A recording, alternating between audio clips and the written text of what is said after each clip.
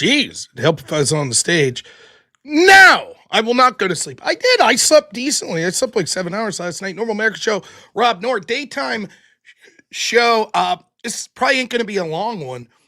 Nor am I going to do what I would do in a normal debate review and go meticulously through the debate. Now, I might decide to go through some of it, but I just felt like streaming because I saw an exchange going on X about this debate, Andrew Wilson versus Rich Cooper.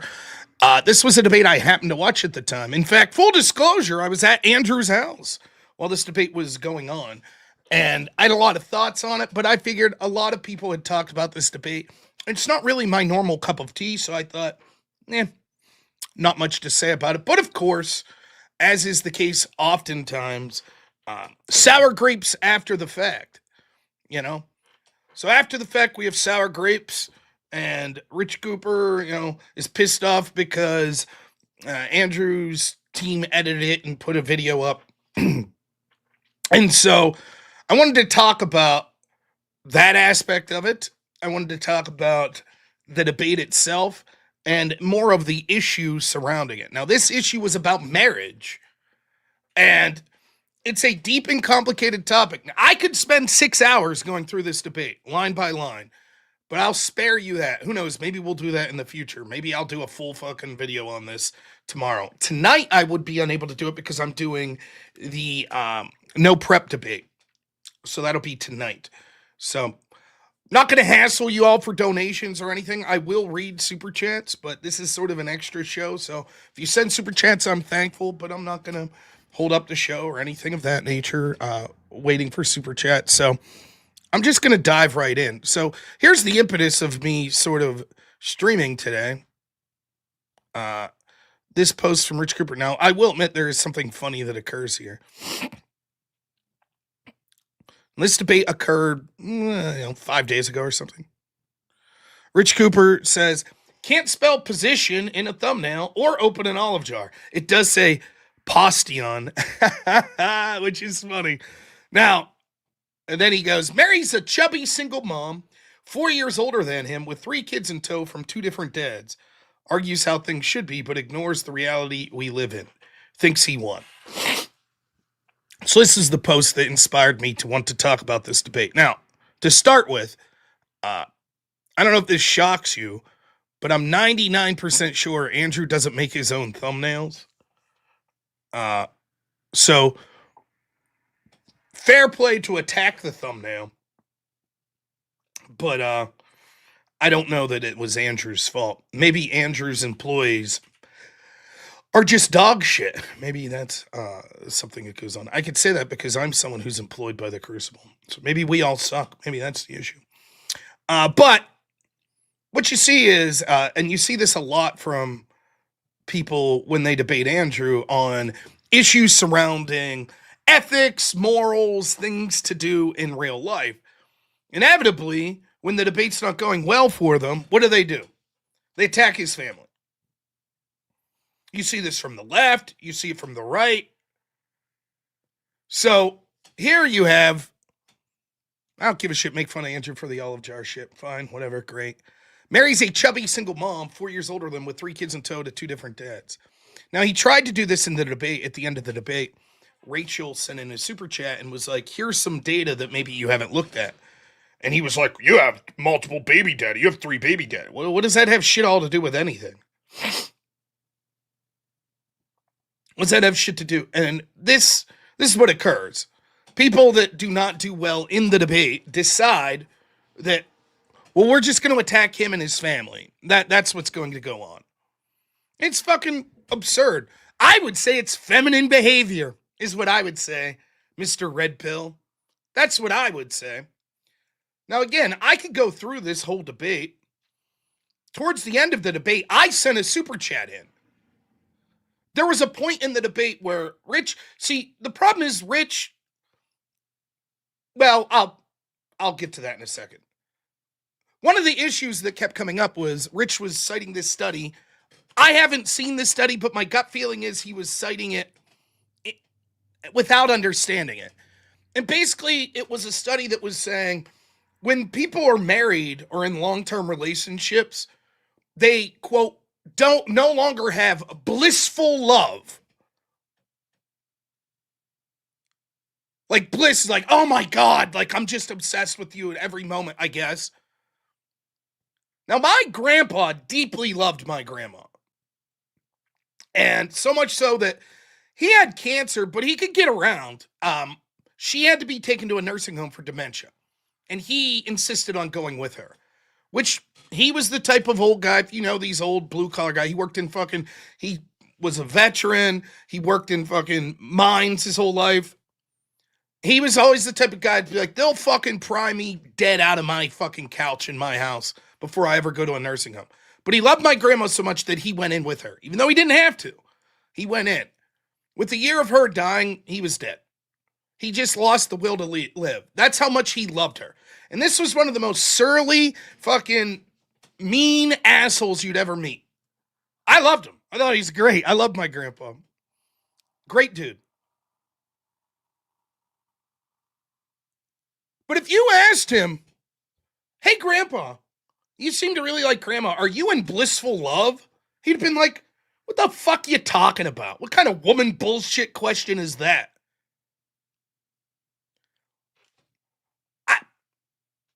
Yeah, I mean, I guess when you first meet someone and you're like physically attracted to them immensely and your relationship changes to like 20 years later when you have children or grandchildren with them, sure.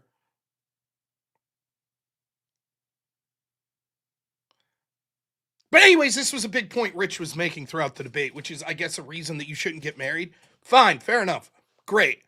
My question to him was then that I put in a super chat was, well, your situation that you're in, by the way, spoiler alert, here's his solution to marriage. Don't live as if you look like you're married. So don't cohabitate in a home with a woman. Instead, I'm not making this up. This is honestly his position. If you want that in life, if you want a long-term relationship, here's what you need to do. You need to get rich. Then you need to buy another house. Then you need to put your fuck piece in that house. That's how you do it. That's his solution. What if you're not rich? Sucks be you, loser. Get rich. Okay, let's accept this premise that this is the way to live life. Let's accept that. My question is, are you in blissful love? If you're like, well, here's one of the problems with marriage, you fall out of blissful love. Okay, Rich, is that how you would, alpha male, red pillar, would you say that you're blissfully in love with one of your side pieces that you're banging?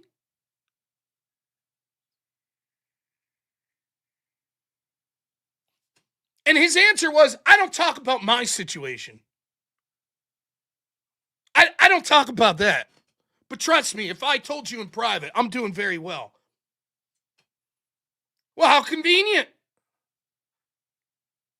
He wants to run after the debate and say, oh, Andrew, you're married to someone who had previous relationships. And this means you're a loser. And yet he won't talk about his situation. Sounds like some real alpha energy there, huh? You're going to write books and you're going to tell people how to live their lives. And this is what you're going to do. And you won't even tell us what your situation is. Now, my guess is if Rich wasn't running from the question, you tell me if you think this is wrong. He would say, nah, I don't consider myself blissfully in love. If I want laid, I got money, I go fuck a bitch. If I like it, maybe I'll come back. When I get tired of it, I'll go find another bitch. That's would be my guess. Now, does that sound like a meaningful life? Does that sound like you would say when you're on your deathbed alone and you have no one around you and you say, what did I accomplish in my life? I slept with 30, 40 women. Great. Awesome. Now, here's the thing. I don't particularly find myself in the business of giving life advice. I talk about what worked for me. What worked for me was I got lucky and met a woman who is tremendous. I wasn't looking for a girlfriend or anything. I met her. She's wonderful. We got married. We have a son who is also wonderful. It's the best thing that's ever happened to me. Maybe it doesn't work for you. I still think you need meaningful relationships in real life. That's one piece of advice I'd feel. It doesn't have to be a spouse. My preference would be you should try to get married and have kids. I think it's wonderful, but it's not going to work for everyone. Fine. You should have good friends. Have a good relationship with your parents, with your brothers, your sister, your cousins, your neighbors. Join a group. Like I used to be in the Eagles Club. Join the Eagles Club, the Moose Club, a bowling league, whatever. Have meaningful real life relationships. I think that shit's important. But I'm not really in the business of saying, here's how you get chicks. Here's how you should live your life. Here's how you be an alpha. Yeah, go to church, right.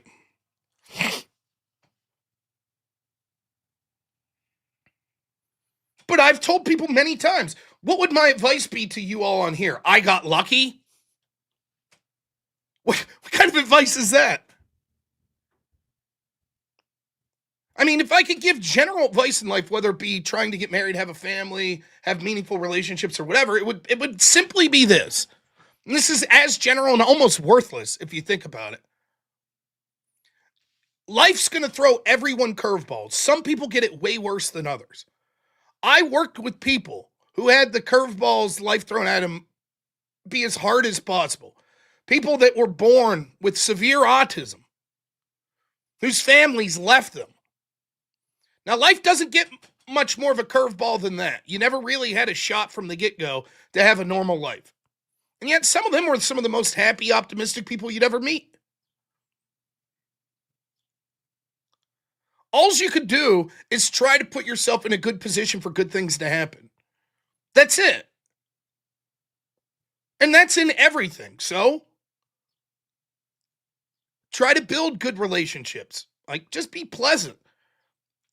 I try to, always remind myself, even, if I go to Walmart or something, or if I go to the grocery store, I try to be pleasant to the people that are working there. You never know. It can't hurt. On other ways, I'm a hypocrite. One of the ways to put yourself in a good position, work out. Be physically fit. I'm not doing a great job with that. Read a lot. Learn some skills. But that's it. Just put yourself in a good position. It doesn't guarantee that anything good's going to happen to you. It might not. You might get in a fucking car wreck today. That's life. All you could do is put yourselves in good positions. But that's it.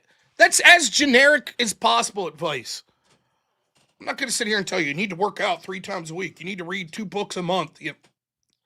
I don't know. I'll tell you this, I've felt better since I started to go to church. Since I started to eat a little better. Is that going to work for everyone? I don't know. For me, it feels good. But take it for what you will. I'm not going to not talk to you if you don't go to church. I'm not going to, if you're physically unfit like me, I'm not going to fucking be like, I don't want to talk to you. But if you're going to be that guy, if you're going to make your money being like, I'm going to give advice to young men. I don't think a lot of these red pill guys, and Rich Cooper specifically based on this one interaction I saw, I don't think he's very good at defending that worldview. And then when he wants to approach other people and say, well, your wife had former relationships. Oh, okay. How's your girlfriend? Who are you with? No, I don't talk about that. Okay. Now, do I give a shit? No. But if your entire business model is going to be, well, I'm selling how you should live like me to be an alpha male, and I'm going to bring up other people that I'm debating, well, here's who you're married to. I think that's fair game to be like, okay, how's your relationship? I mean, I can't get over the fact this is a guy whose whole business is telling men how to do relationships that won't tell you how his relationship is. And wants to bring up other people's situations and marriages, etc.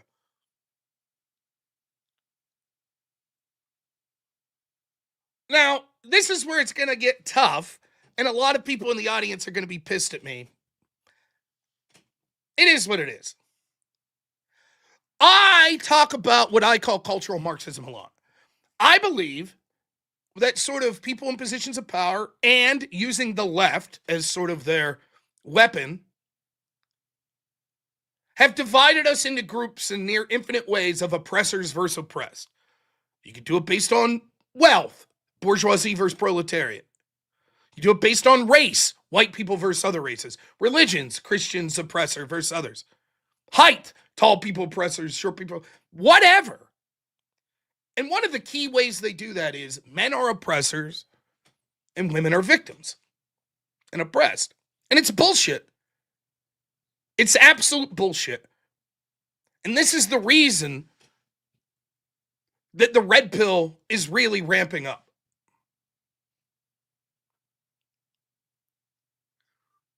It's because in the West, we've adopted this default narrative that men are just these aggressive pricks that run everything and poor women are the victims. And we need to make that equal.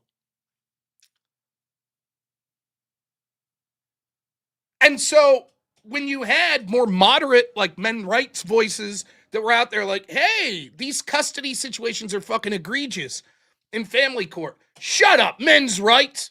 And they made fun of them. And so what's the result of that? You're going to get guys that come out that's like, you know what? If you're going to say that men are just these horrible fucking people that aren't interested in anything but treating women like sex objects, cool, that's what we'll do. Yep. Fuck bitches. That's it. That's the whole motto. Drive Bugattis. Fuck as many bitches as you can. If it feels good right now, do it.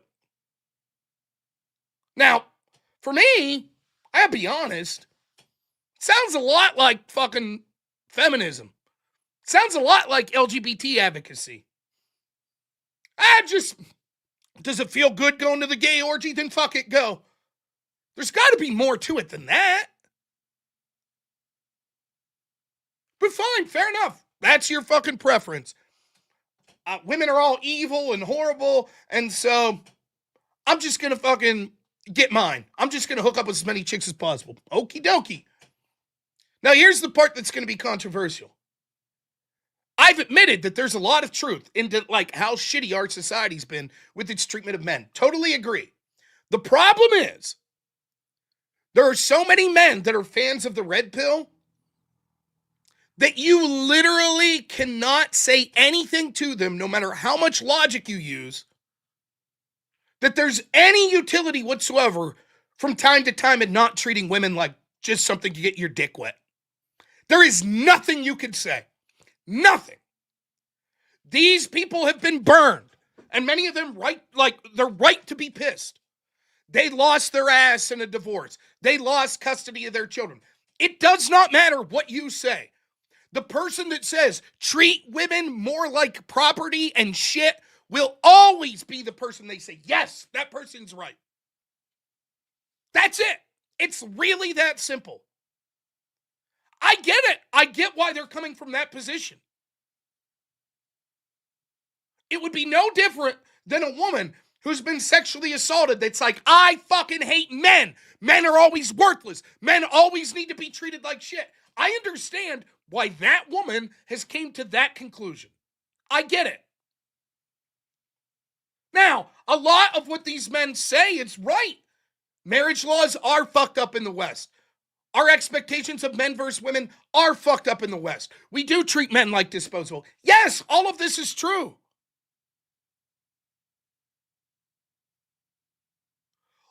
Lumping pickup artists with red pills disingenuous, though. Okay, then what's Rich Cooper? Is he red pill or is he a pickup artist? What's the difference? Rich Cooper says, get rich, drive a Bugatti, buy a second house, put your bitch there and fuck her.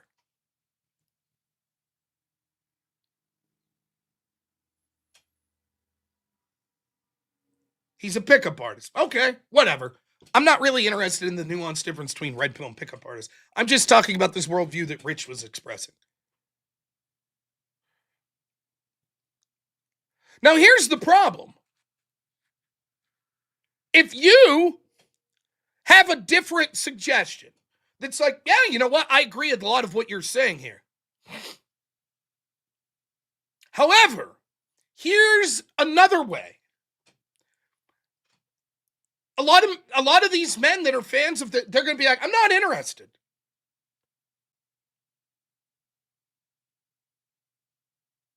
Not interested.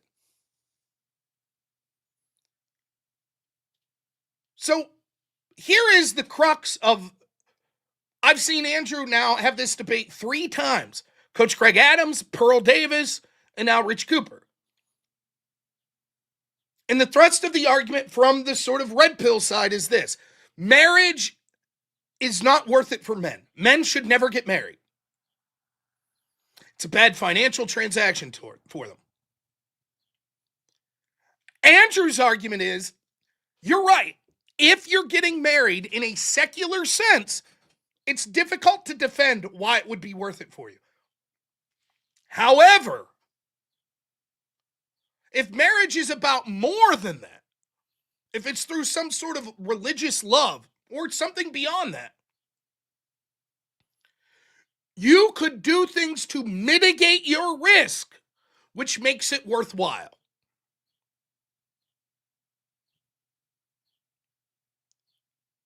That's the argument. Now, the red pill people just, and again, whatever term you want to use, the people I just mentioned, they don't know how to deal with that. But the institution's unfair. Sure. Agreed. However,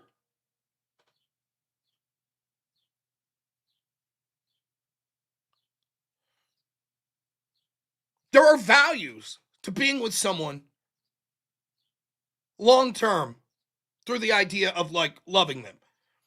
I personally do not give a shit if the government's involved in the institution of marriage. In fact, I think it's laughable. I understand it. Like, I could go into this. The reason to have the government involved in marriage is because we want to promote monogamous relationships that have children, right? So you want to have financial incentives for that and contractual incentives for that. But my argument is, if that's what you're going to do, if it's about monogamous relationships with children, then fine. Only give the tax breaks and the benefits to those people that are married and have children.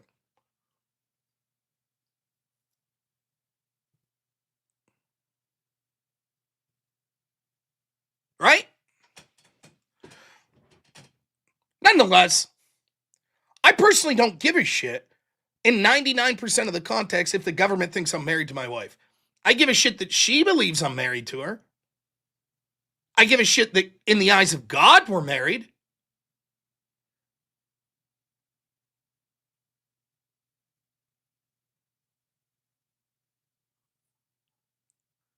Those things I care about.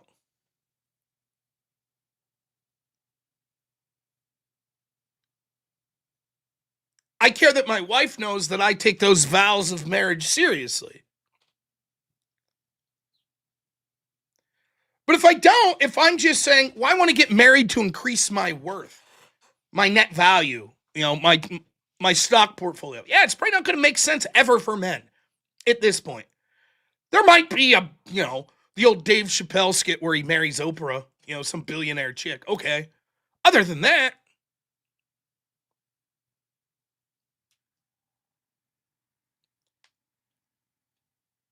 so I get it.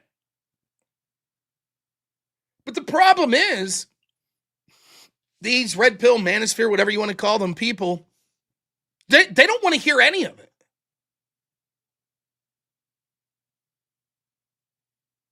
And so when you watch the Rich Cooper debate, and again, maybe I'll go through the whole thing at some point. I'll put the link. It was on Jake Rattlesnake's channel.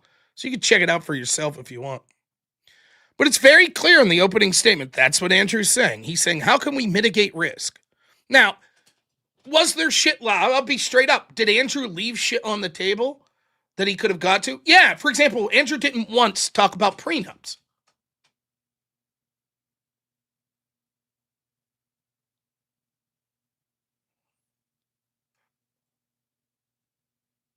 Prenups severely or not severely, significantly alleviate your risk of a lot of the negative implications of marriage.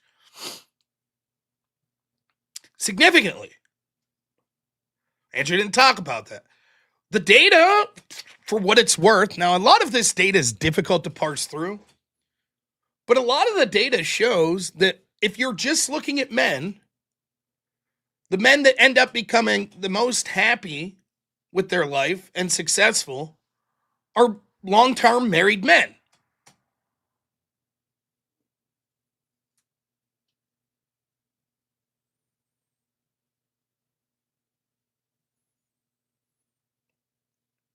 So the peak, on average, for most men would be to be in a loving relationship, long-term married.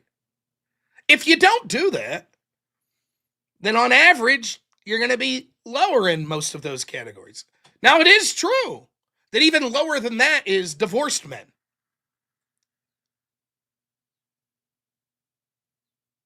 I don't believe Andrew talked about prenups in that debate with Rich Cooper, and if he did, it was very minuscule. He's talked about it in the past.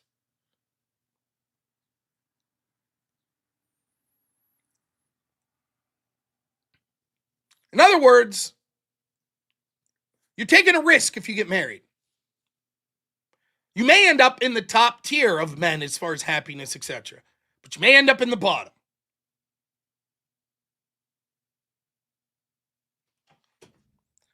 $1,000 says he did. Tell you what, how long do you think he talked about prenups in that debate? Let me explain something to you, the Retta man. Just saying, and oh, by the way, you can get a prenup. Isn't what I'm talking about. I'm talking about going through the data and how much a prenup helps solve this. Oh, it was brought up in questions after the debate?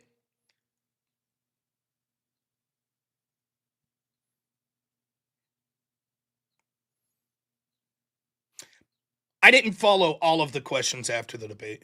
I had some other stuff going on.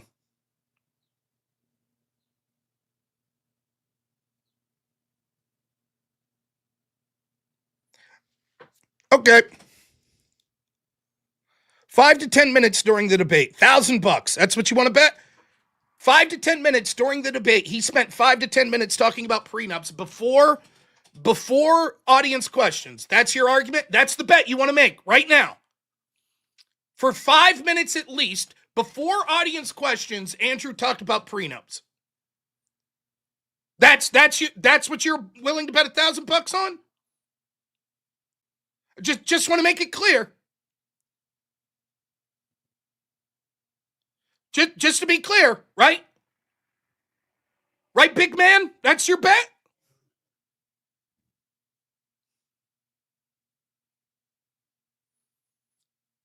Let's see. Let's see what she says.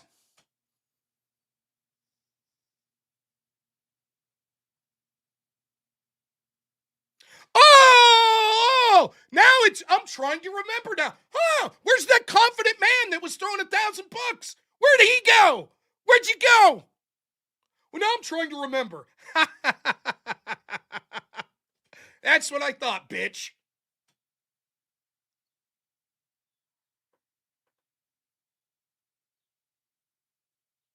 That's what I thought.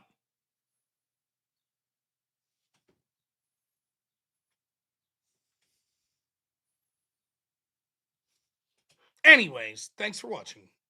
Rate Man or Rataman or whatever. Anyways, back to the topic at hand. So he could have talked more about prenups. That's something that Andrew did a lot in his debate with Coach Craig Adams. Basically, the mitigation strategies are look at sort of what's going on with these churches, right? Like the Orthodox Church, Catholics, people that go to church a lot. What makes their marriages so much more successful? And then look at tools like prenups. And that's what you as an individual could do to significantly mitigate your risk. But here's the thing. A lot of people, myself included, when you analyze debates, it's easy after the fact to say, well, you could have said this, you could have said that. Where? Where could have Andrew said this and talked about it more?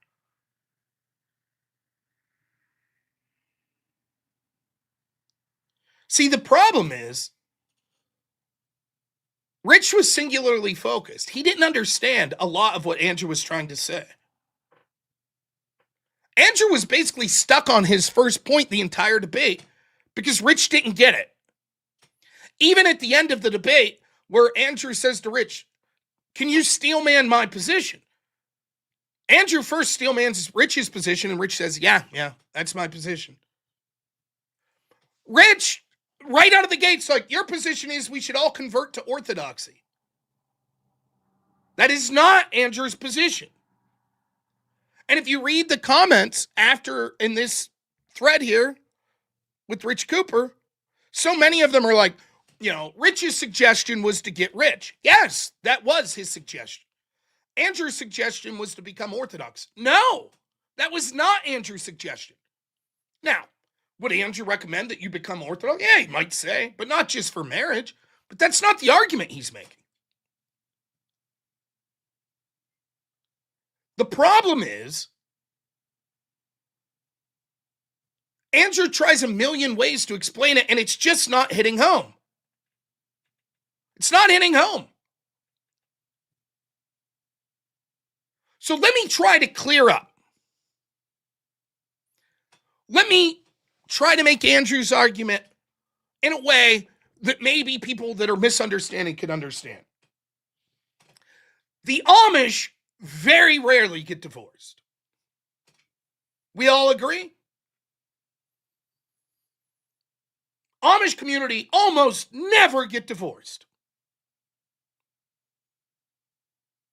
Now, do I think, religious-wise, that the Amish are the absolute correct religious interpretation? No.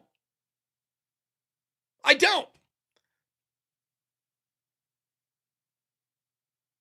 I'm not telling you, if you want a good marriage, become Amish. Do you see?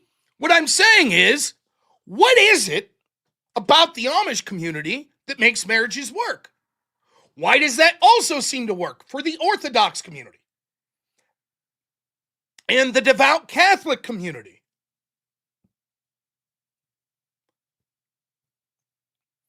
And Protestants that go to church more often? What is the characteristics? Now, this is the red pill guys should understand this, because when they're looking, like one of the things Rich keeps saying, if you try to get a long-term relationship, you should vet. You should vet your person, right?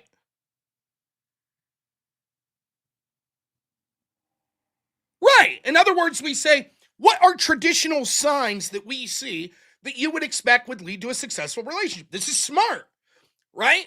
Now, by vet, you could mean different things. But in general, I think it's a good idea to say, look, if you think of taking a serious step in a relationship, whether it be, I still think having sex is a serious step. Maybe I'm the only person in the fucking world.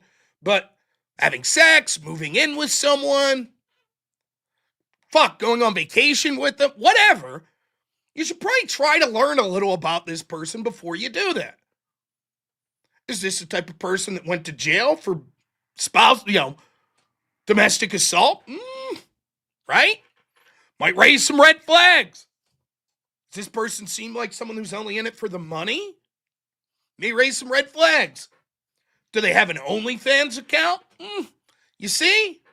Same is true when we're talking about marriage. What are the characteristics we would look at that we could usually say, that led out being a successful marriage?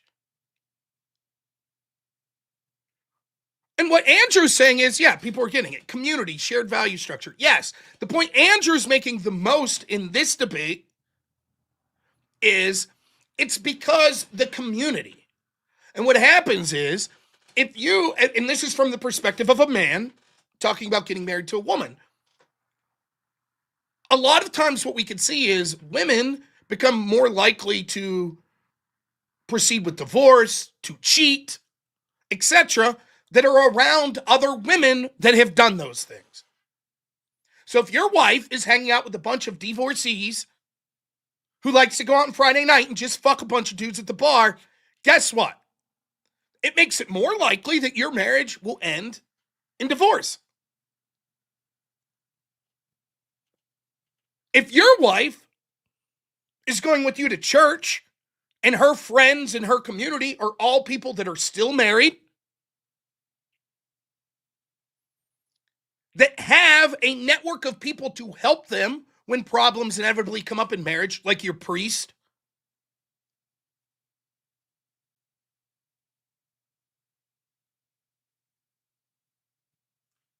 your marriage is more likely to be successful. Now, does this mean that the lesson you take from that is I have to become Amish, I have to become Orthodox, I have to become Catholic? No. What you could glean from that is who I surround myself with matters.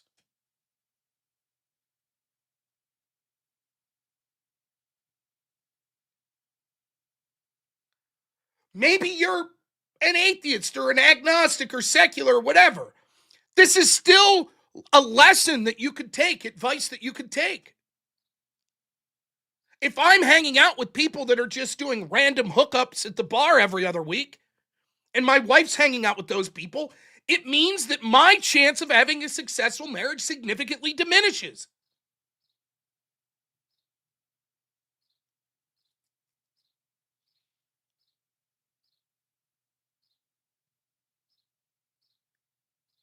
But they don't understand. It's, oh, so you're saying I have to become Orthodox. No. No, that's not the point that's being made here. Then there's further points. You could get a prenup. Now, the problem is there's so much to say on this topic, but when you can't get out of the gate. And again, listen, I'm not going to play the whole debate. Here's part of Andrew's opening statement. It's clear that this is what he's saying. It's an interesting phenomenon when you get two men together who agree on many, many things, but disagree on some core issues. So kind of the audience is now in a position to see a clash of ideas and make up their own mind. That's what the point is. In this particular case, we're diving into if marriage in the West is good for men. For the Christian ethicist, in this case me, this is a tough topic to navigate because it's full of nuance and the ideas have to be scrutinized through a lens of non-Christians. And you have to do that so that they'll understand where you're coming from. And I need to do it in a way that still supports the Christian view. Many people have trouble with nuance because they take critical thinking about a position as the adoption of the position itself. This is mostly just due to the fact that many people are fucking stupid. And there isn't anything I can do about that, so I don't even try. Instead, I want to meet them where they are and criticize the portions of the ideology I think are incorrect and allow them to do the same. In the case of Mr. Cooper, we will tangle on this core idea. Is marriage worth it or not? That's what it's going to come down to. And to explore Mr. Cooper's view on this, I've taken some time to review a lot of his content. I haven't read his entire book, but I have read many excerpts from it. And so, of course, I'm not going to be able to glean all the insight. I just didn't have time to read it. But here's what I got of his basic view. His view is totally rational, according to both his book and online videos. Essentially, the view is that the risk of marriage is due to the overlapping of the states, and in the view of a contract, it's a really bad deal for men. Because marriage is a contract with the state, and the state is seemingly biased against men, men have a lot to lose when it comes to assets and their most important asset, which is their children, to rulings which are unfair to the man when it comes to divorces. This is mostly true, and you're not going to get any argument from me on this. Further, he expands that the chances of divorce are very high. He cites 50% in many cases, but it's actually closer to 40, at least for first-time marriages. But in the spirit of good faith, I'm also going to kind of concede that that's pretty damn high. So another point of concession there. The rub comes in when we start to dive into these numbers, as they are actually very deceptive. Let me give you an example of why we have to be cautious on this. An off-cited reference by the Manosphere is that while it's true, men are most of the workplace fatalities which happen in the USA, especially the total, these fatalities are quite low. You'll hear feminists talk about this as well. That's kind of an overlap that they have, at least in totality. But the reason why this is important is because when we break down the fields in which men are actually dying, the majority of them are in construction, logging, and fishing. So if you wanted to mitigate risk when it came to work, for instance, you would probably tell men not to avoid working in jobs which are physically perilous, but to avoid working in specific jobs which are very perilous, because those are where you're going to incur the most amount of risk of death. Which means in order to avoid these risks in the workplace and serious injury, these fields are likely best avoided. And that's how you would do risk mitigation in marriage. It's no different. There are high risk groups and there's low risk groups. The Amish, for instance, have an almost zero divorce rate. You heard that right, zero. You can source this from Amish studies at Elizabethtown College with researchers confirming this. Mennonites are about 1%, Mormons 18%, same with Catholics, Orthodox Christians even less than that, 11% to 12%.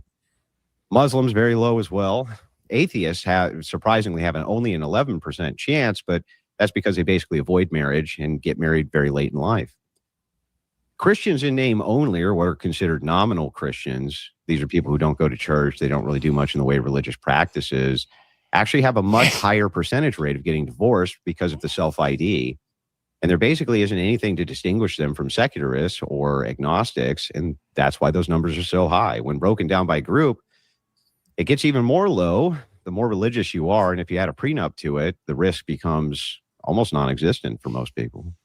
Suddenly, the threat of divorce seems actually quite low, depending on the group you're a part of.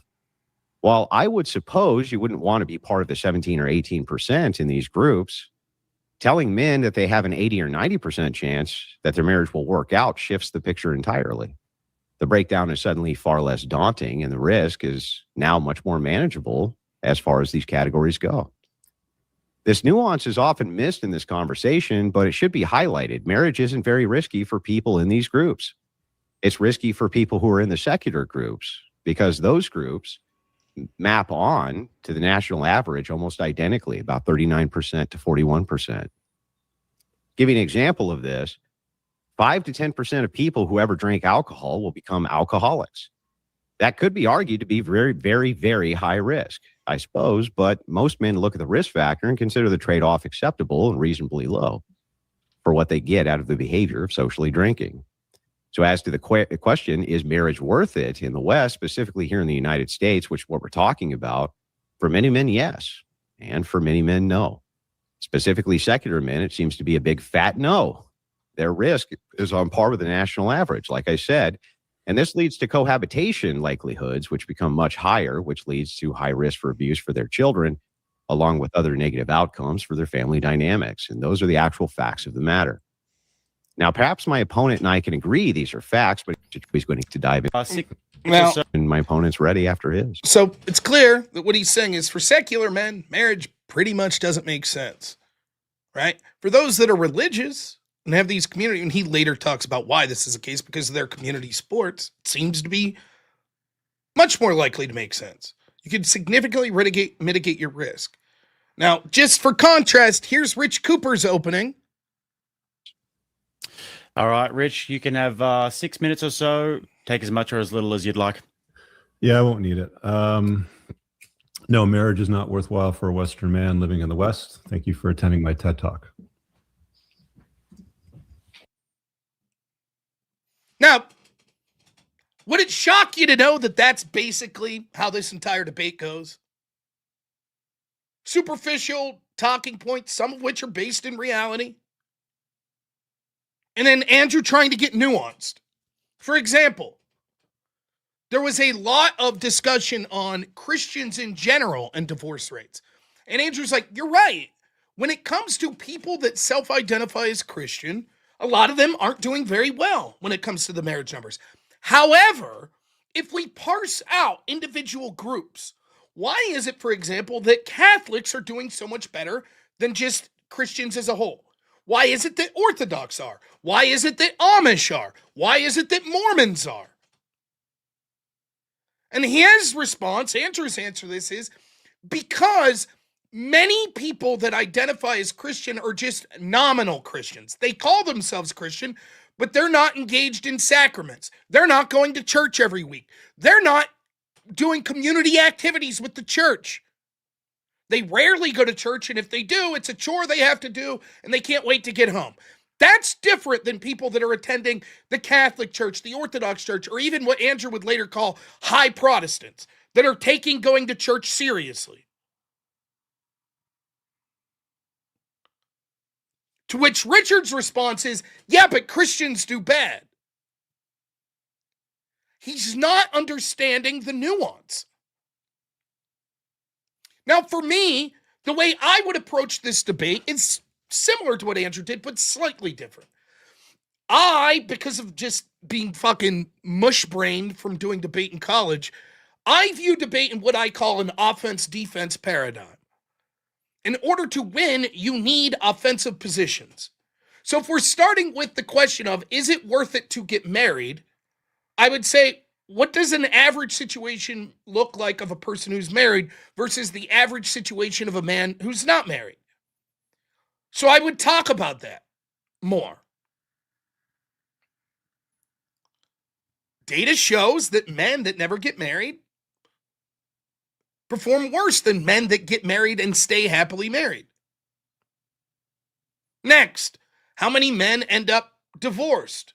Well, first-time marriages, 40% end in divorce.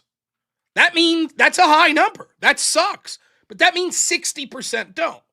Now, it is true that something like 50% of all marriages end in divorce, but surprise, surprise, you want to know why that is? Because after you get divorced once and you get remarried, your chance of getting divorced again, skyrocket.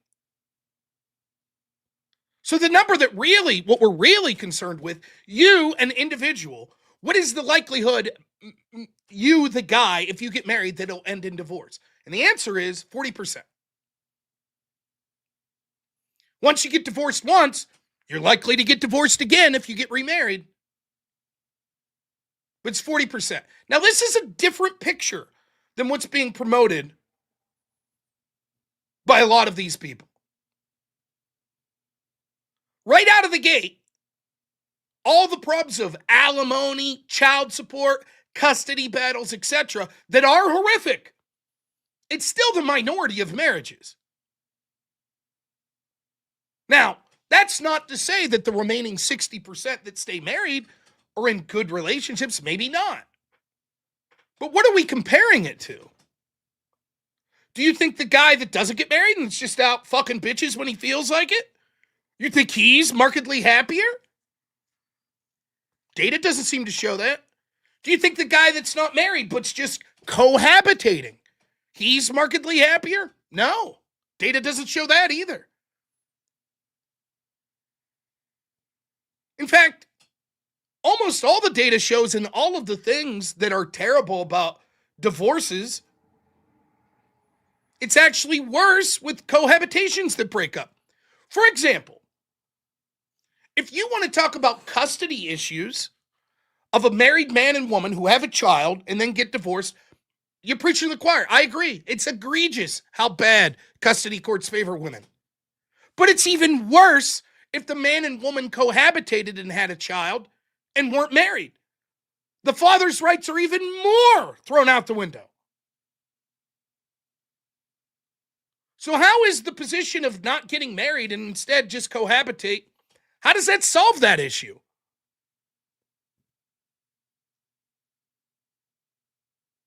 So there's a lot of reasons that you should get married. There's a lot of reasons that you shouldn't. Risk reward.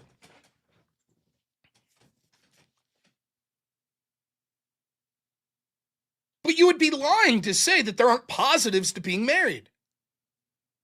If I could make the manosphere argument, tell me if I'm wrong, that would be done in the most honest way possible from my perspective, it would be this. Of course, there are benefits to getting married.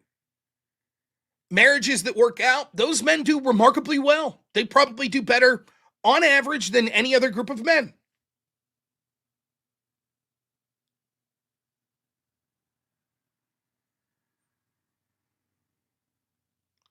However, the risks to the marriage falling apart and what that does to a man outweigh the benefits of marriage. That would be a fair argument. I would say, okay, that's a debate. Now we debate. Are the positives outweighed by the negatives if it doesn't work out? And so one of the things you would do is show mitigating strategies.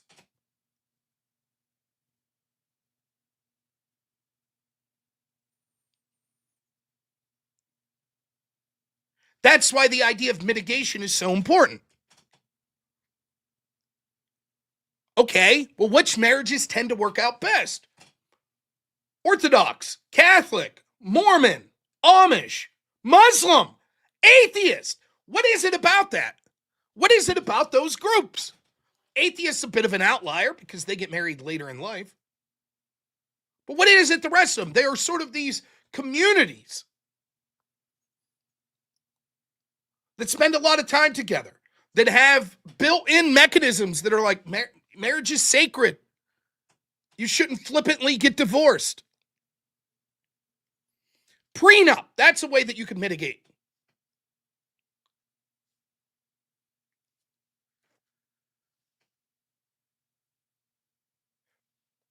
Spending a lot of time with the person you're going to marry before you marry them, as opposed to just randomly hook up with someone and then 3 months later get married. These are strategies that can be employed, and with those mitigations, the perspective of marriage seems a lot more tenable. It seems a lot more beneficial, that the reward outweighs the risk. However, if your value system in life isn't like, I want to have children, I want to have a family, and instead it's, I want my net worth to be as high as possible, then yeah, marriage probably doesn't make sense for you. Yep. That's not my worldview. I think that if we look at a secular materialist worldview versus a Christian worldview, or hell, even a worldview that's not Christian, but that prioritizes like family, I think that that latter worldview is better. But if you don't agree with that worldview and you're like, I'm just getting married for money, look, there was a point in time where maybe it made sense. You own a farm, you need labor, get married, have 9 kids. That's increasingly not the case, though. There's almost no situation in where a child's going to help your career. Getting married's helping your career. I mean, maybe you could say something, but you get the point.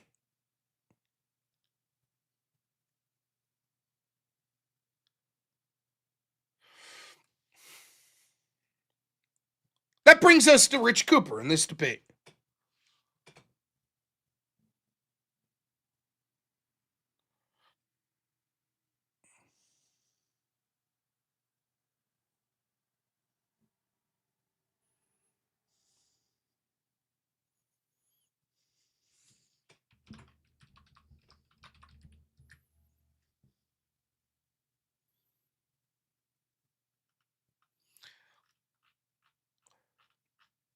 Let's see.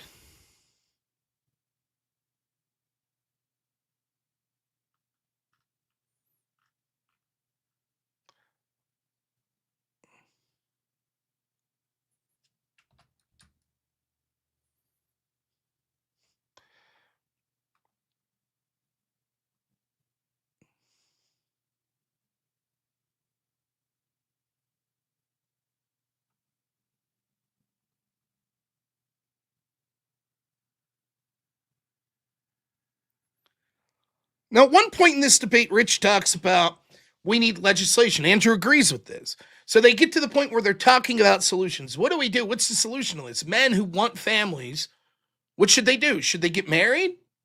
Or should they not? Should they get rich? As Rich said, well, you should just make a ton of money and then fuck a bitch and buy a house and put her in that house. I mean, Rich's solution is literally live as if you're divorced. It's surreal. But you don't have to take my word for it, right? So Rich at one point is like, we need to change laws. And so Andrew starts saying like, well, here's some legislative solutions we could propose. Here's what those would look like. And Rich just poo-poos it. Nope, like true black pill. Nope, it's not possible. I wish you luck, but it's not possible. I wish you luck, it's not possible. So they go through why the legislative solution that Andrew's offering wouldn't work. And then Andrew's like, all right, then, what's your solution? Show that there's groundwork for it. Prove that the right wing's been moving those goals. Your turn. What's your solution, Rich? My solution is a little bit different. I'm more of a enjoy the decline guy, and so no understand solution. the rules, understand the rules, and navigate your life accordingly. I mean, you operate in an ought to sort of minds. It's like the state ought to do this, and I agree with you. The state ought to do. Now, you ready to be shocked? Richard's solution is nihilism, black pill. There is no solution. So manage the decline.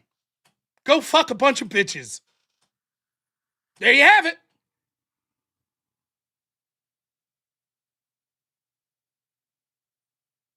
That's it. That's the great solution. Well, understand that, as a man, you're screwed. There's nothing you can do. So, hey, just make a lot of money, buy a second house, and fuck a bunch of bitches.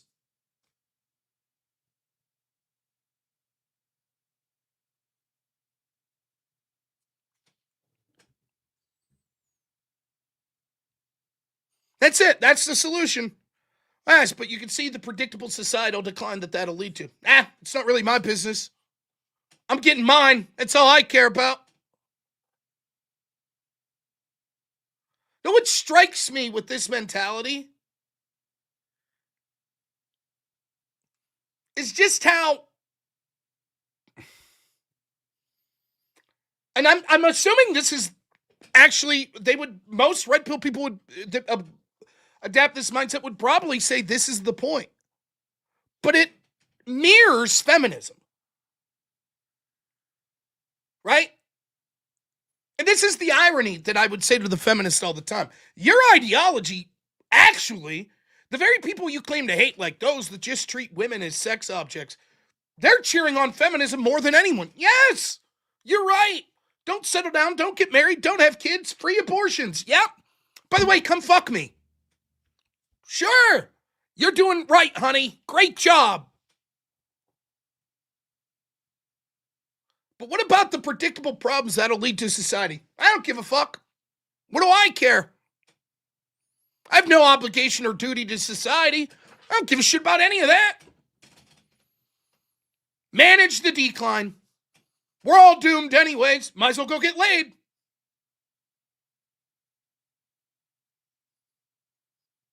I mean, I'm sorry. I'll just never be that depressed. And again, I'm not accusing this person of this. But we're talking about this. I'm telling you, the court's clearly biased on these topics. It's not even in doubt. Yes, that's why I started saying it's going to be controversial. But so many of these fans of these manosphere type people, they've been burned. And so it doesn't matter when you're like, look, the solution being offered here is not a good one.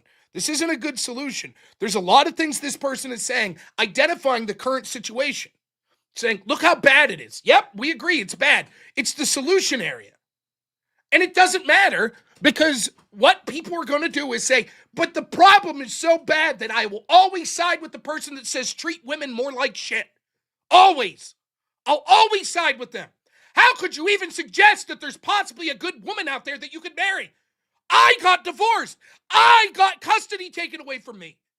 Therefore, all women are shit. They all need to be treated like shit.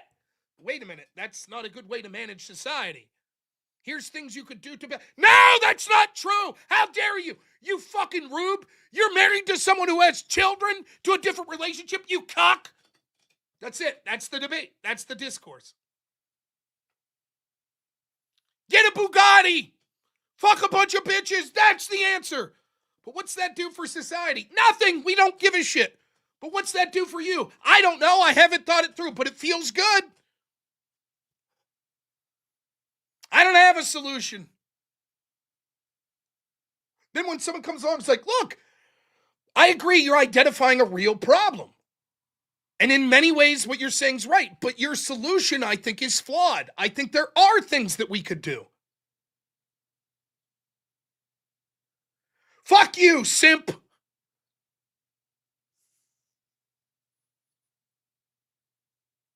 That's it. That's the discourse on this.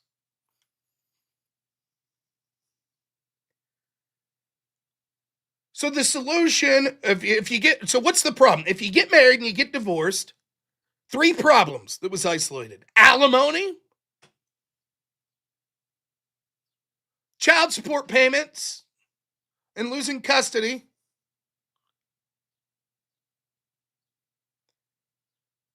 And taking your assets. Those are the 3 problems that are outlined. Now, which of those 3, if I had to ask you, if there's any men out there, which of those 3 would be the biggest problem? Alimony, taking your assets, or not getting custody of your children?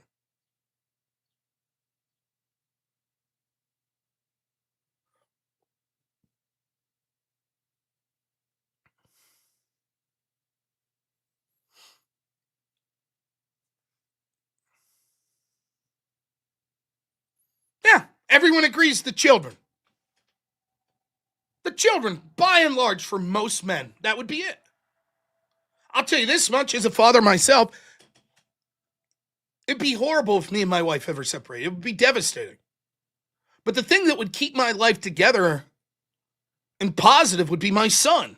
And so if there was some situation where I only got like my son like every other weekend, it would devastate me.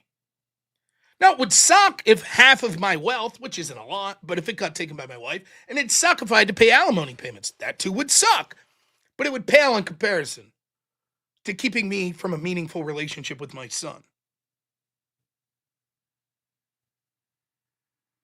So there's a problem that's being identified. It's absolutely true about family courts. Yep, favoring women. Totally get it. So what's his solution? Well, have a kid unmarried.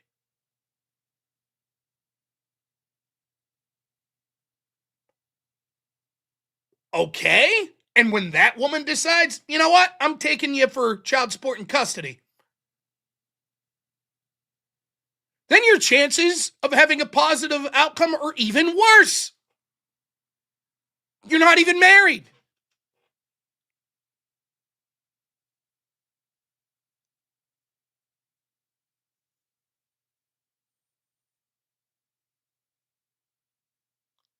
That's the truth. A lot of times the men don't even pursue custody. They don't even show up for court in those non-married situations.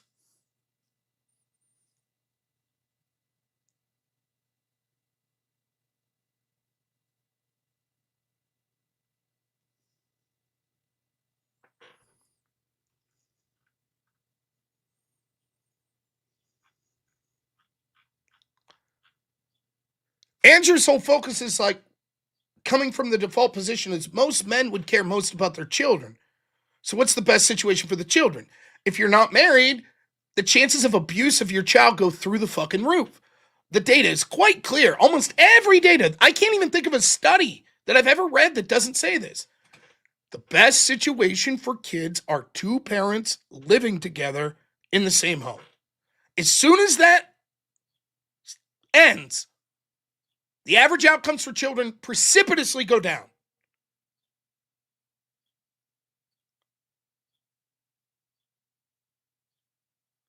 In effect, on the most important issue that most men would care about, the question of try to get married using mitigating circumstances, prenups, having a community around you that helps support marriage, versus get rich, buy a second house, knock some chick up, put her in that house, and go visit when you feel like. On the most important issue that most men would agree with, their children, Rich's solution literally is starting from the default position of divorce. There's a 40% chance you'll end up divorced, which means that your woman will get your kid and be able to bring strange men into the house. So instead, what you should do is not even live with the woman and kid and leave strange men in the house. A 100% chance of that.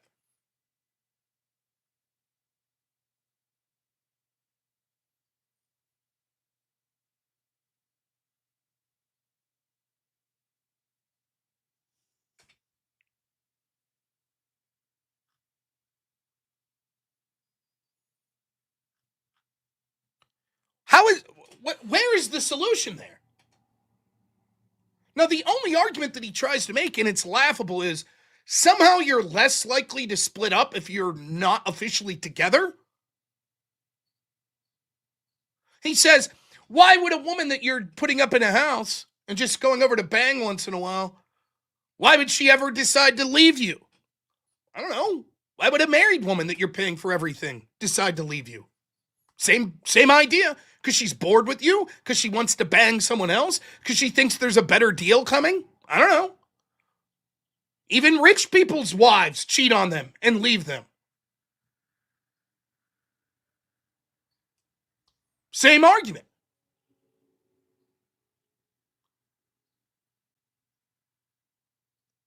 Now, here's the truth. And I am going to say something to impugn Rich here. I don't know if Rich has children or not. I don't know. But when you listen to him and a lot of the other people that talk like him, I don't think they particularly give a shit about their kids that much. I don't think that's high on their priority list. He was like, yeah, you just spend like an hour or two a day with the kids. That's enough.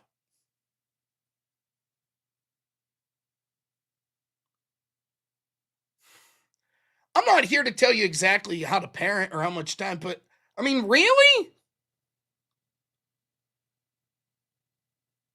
I mean, your ideal relationship is you go have dinner with this woman and your kid for an hour and then send the kid to bed and fuck your woman and go home?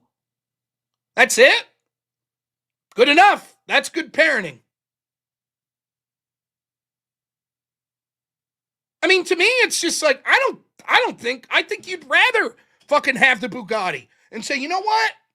Maybe I don't want to go to that chick's house tonight. Maybe I want to go over to this chick's house and hook up with her. That sounds more exciting. That's what it seems like to me. Now, maybe I'm wrong.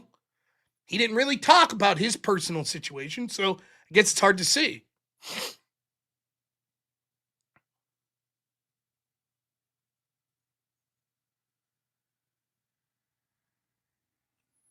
So much of this shit to me is just black-pilled nihilism.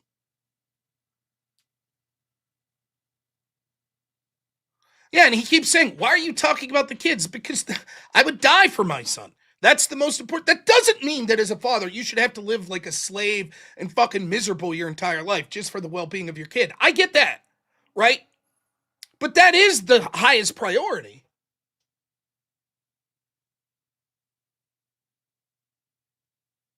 Next, alimony. Less than 10% of divorces end up with any form of alimony. It doesn't seem to be as big of a problem as he's suggesting. Still not good. I think oftentimes the idea of alimony is farcical.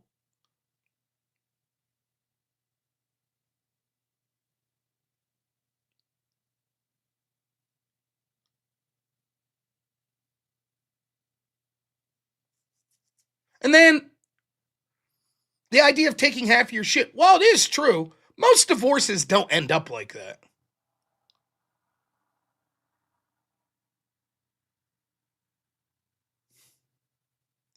But the ones that do, that's fucking horrible. There are men like Matt Groening of The Simpsons. I heard about his, that dude got fucked. He created one of the biggest TV shows of all time, huge amounts of money, and he still sends like 20% of that shit to his lady.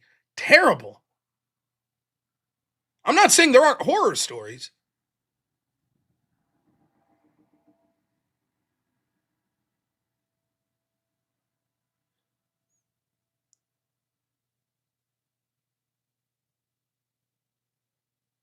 But it's like, well, here's some advice on how to maybe have a marriage that works out. And here's why that's wonderful. And that's something you should want. And here's why it's better for the children. And here's why it's better for society. And then Rich's argument's like, yeah, but there's still risk. So I think you should just do this. And it's like, yeah, but there's incredible risk to what you're suggesting. Yeah, but still.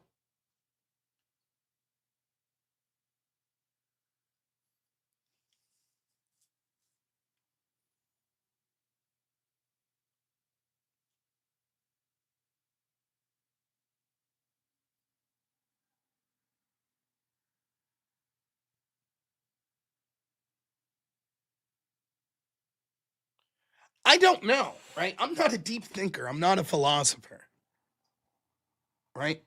What is the meaning in life? What's best in life? You know, this guy had an answer, right? He had an answer. Crush your enemies, see them driven before you, and hear the lamentations of their women.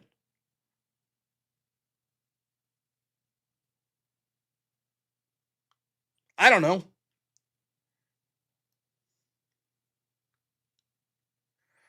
I guess it's subjective. I hope that you're religious. I hope that you're Christian. I hope that you come to that conclusion, but I'm not here to preach to you. I don't know. I guess we all make our own decision, right?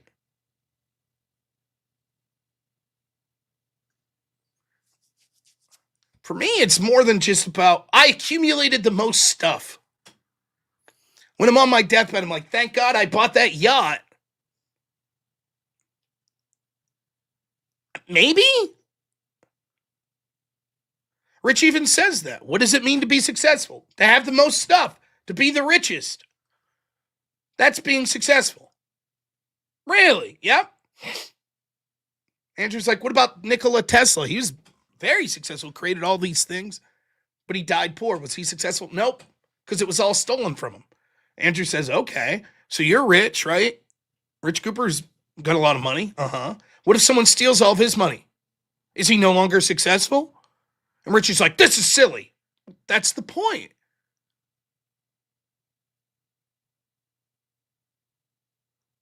I don't have a yacht yet. I've been too busy working on my second floor attic studio. You know.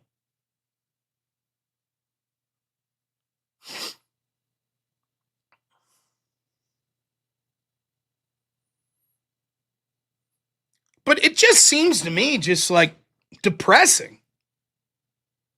Like, the meaning of life to me is to feel good right now. I want to have sex right now, so I'm going to do it. I want a Bugatti, so I'm going to do it. That's it.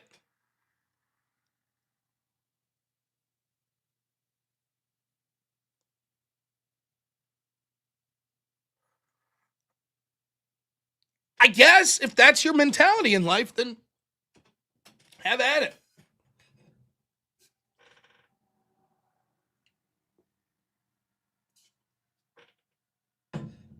It's predictable that society will fall apart if everyone adapts that mentality.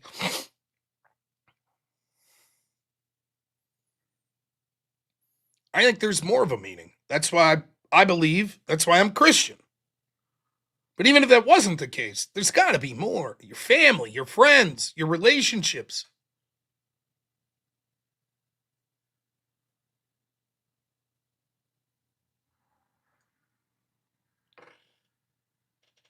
And you just, you know, and I know there are people listening right now, and this is their mentality. Yeah, but Rob doesn't understand. My divorce was brutal. He doesn't get it. Fuck these ladies.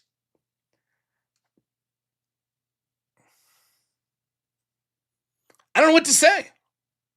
Like, it doesn't matter that you could logically go through and say, yeah, but that doesn't mean that it's still probably not a good thing for your entire belief in life to be like, all women are evil, no marriage for any men ever. I just want to get mine right now. All I give a shit's about me. I still think that's not a good way. Sucks. I absolutely know there are men out there that have been totally railroaded through no fault of their own. Totally accept that. We should do things to try to change things legislatively. More importantly, to try to change things culturally. We try those things. Yeah. Agrotech says, and an epiphany on this a couple years ago. My outlook on work on everything shifted. What's the point of money and status if it's so vacuous? Yeah.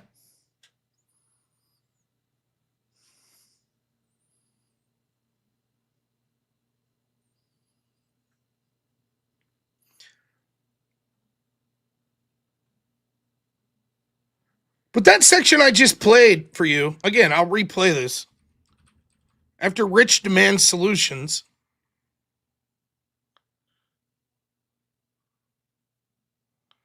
Shift that's gonna completely change their hand. Okay, here. I'll tell you what. So I gave a legislative solution, showed that there's groundwork for it, proved that the right wing's been moving those goals. Your turn. What's your solution, Rich? My solution is a little bit different. I'm more of a enjoy the decline guy and So no understand the solution. rules. Enjoy the decline.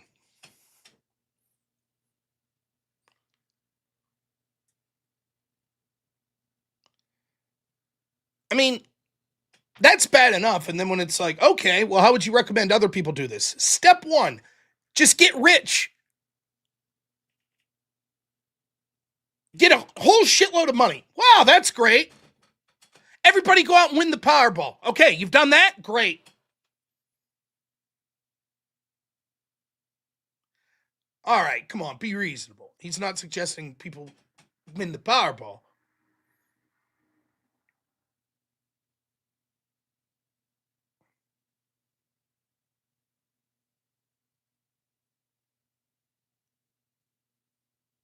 Okay.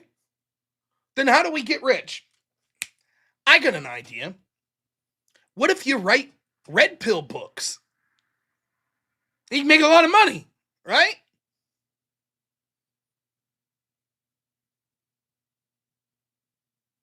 Awesome.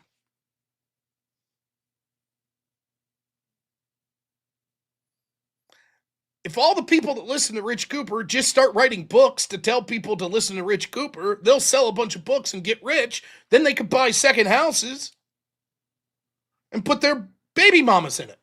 And then go visit when they feel like it. Problem solved.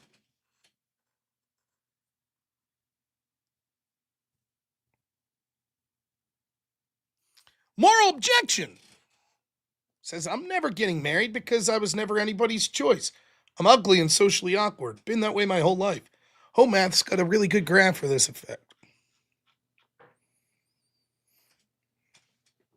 Maybe, maybe not.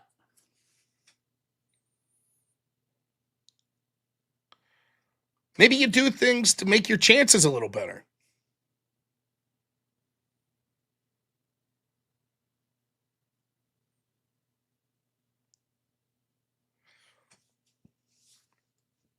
Get a little more in shape.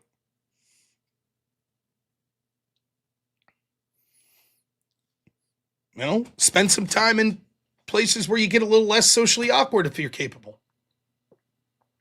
Put yourself in positions where you're around women. Look, you got to be realistic too. I wasn't marrying no fucking supermodel. I get it.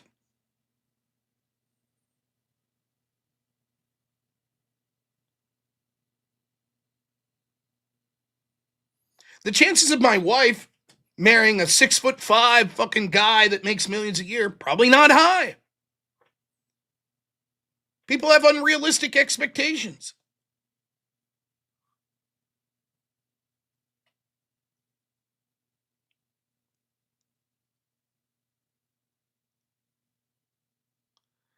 For me, yeah, agri-ticket. For me, I wasn't looking for a relationship. I felt the same way as you did, man.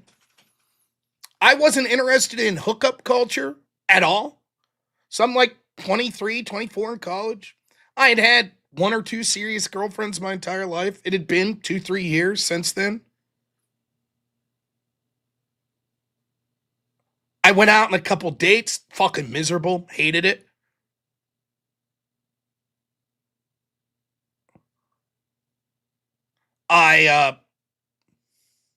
Everybody was like, come on, go date. I didn't want to.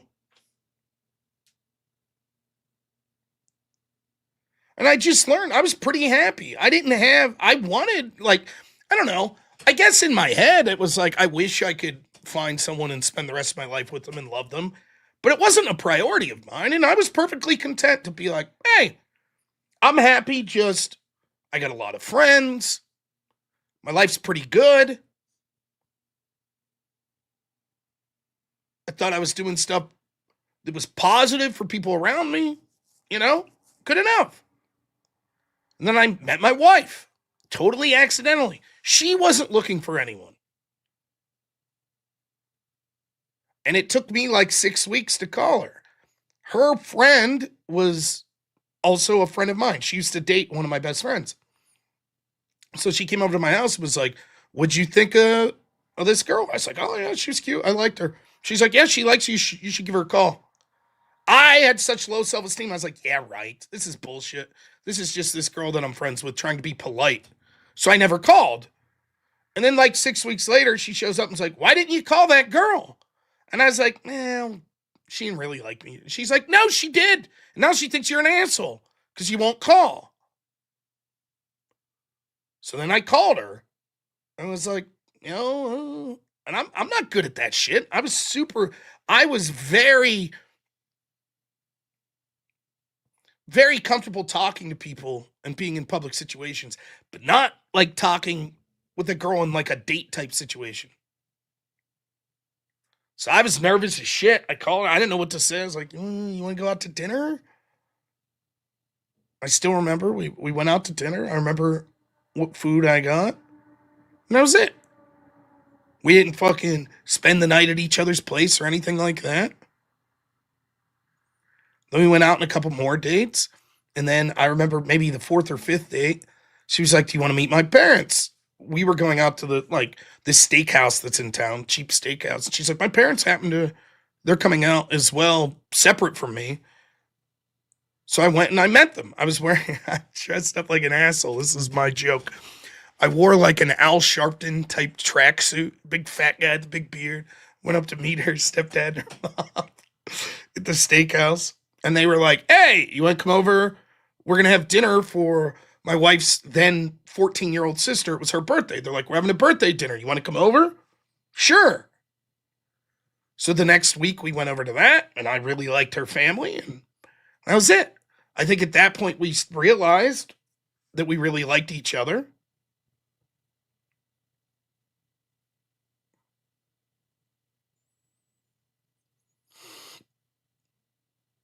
But I was fat, out of shape, fucking broke as a fucking joke. Worked fucking for $13 an hour, some shit like that, working with people with autism. 60 hours a week. It just worked out. It may well have not worked out. I never met her and I'd still be single. Could be. I don't know. But it really was. Yeah, not much has changed. Yeah. Still fat, still broke. Not single, though. Yeah, see, there she is. She scooped me up before the glow up. Yes. She's putting up with a lot of shit. But, the doom and gloom, I mean, again, it's easy for me. I've never been through it. I've never fucking had a terrible divorce. I've never had custody battles. I don't know. I can imagine, I can empathize that it's the fucking worst. I get it.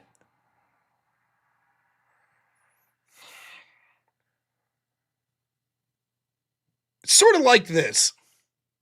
How many people out there have a dog or a cat? Just let me know if you have a dog or a cat in the chat. Now, this is a really bad analogy, but I don't give a shit. I'm going to make it anyways.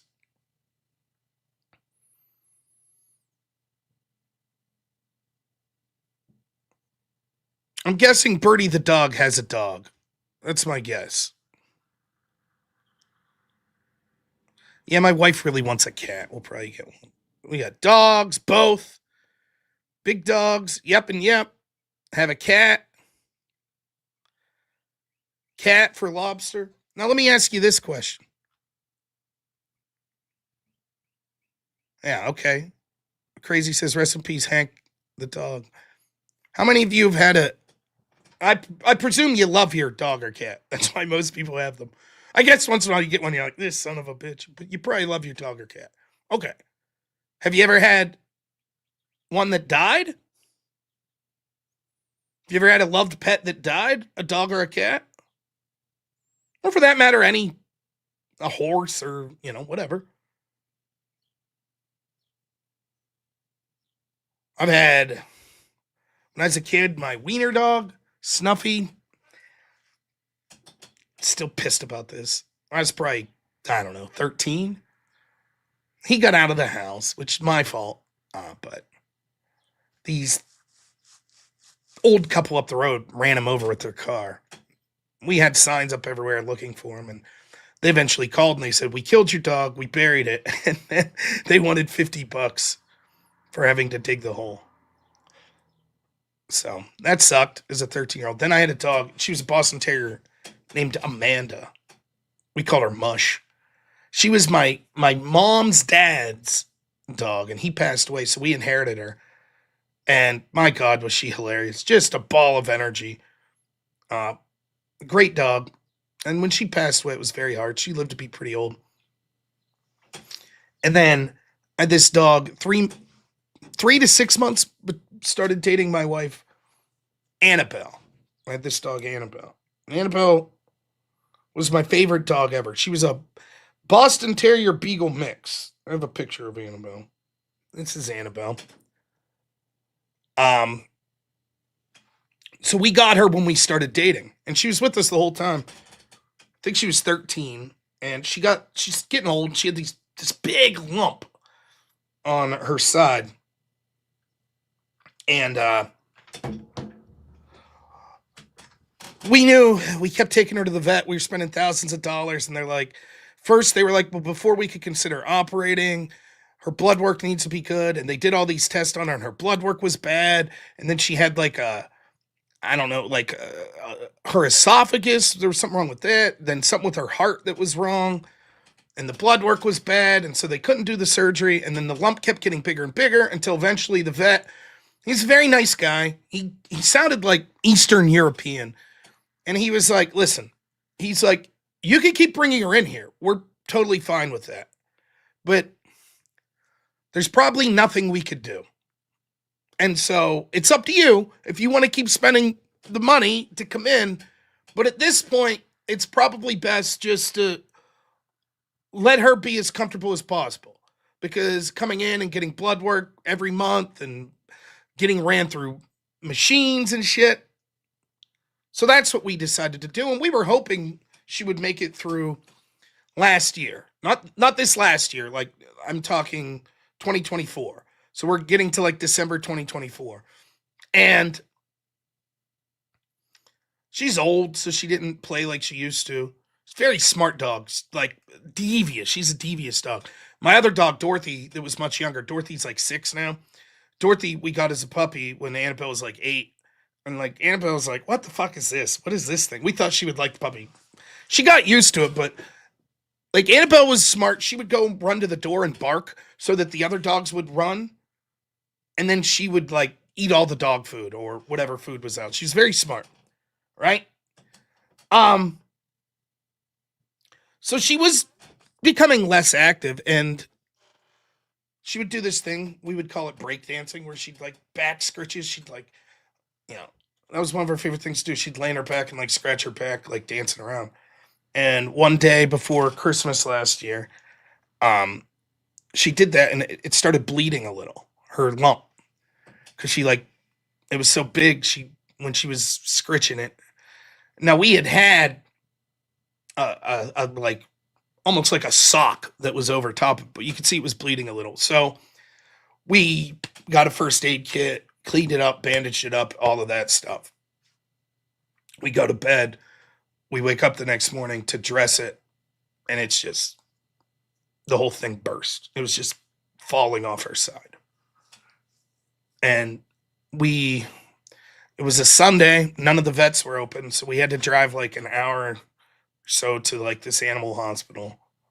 And we got her in there, and they're just like, yeah, it's too much.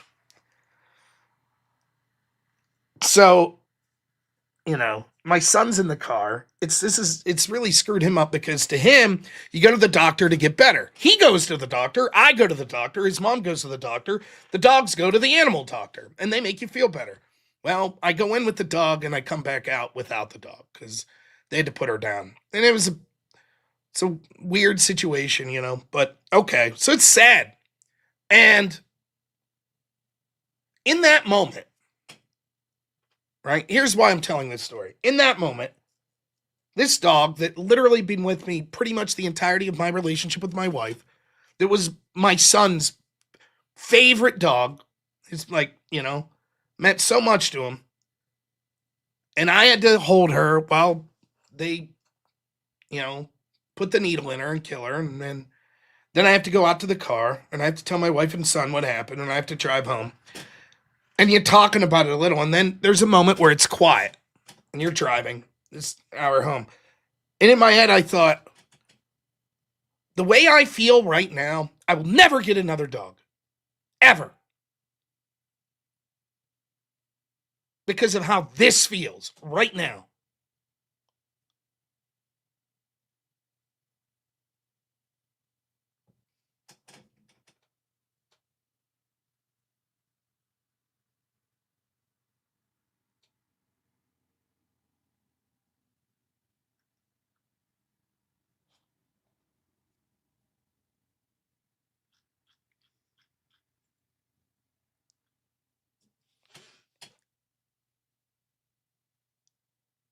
That's got to be how it feels to say, I've been spurned by a woman. I've been spurned by this legal system. Fuck it. It's not worth the risk. It's not worth it. Just like it's not worth, if I get another dog and it ends badly, it's devastating.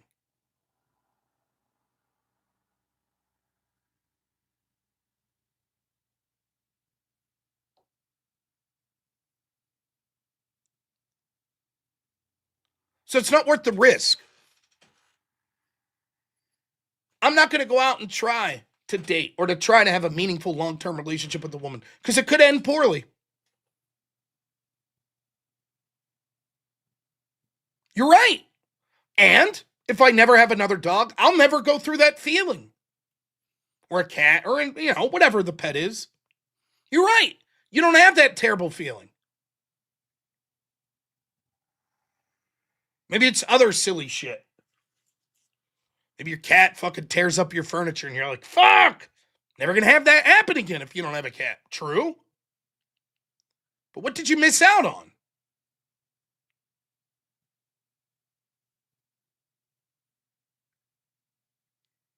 Oh, fuck, Rat Man. You shouldn't have did that. Fuck. Thank you so much, man.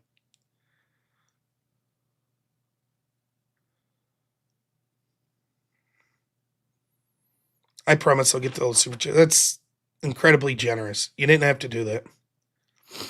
I'll make it up to you. We'll do a whole show on prenups.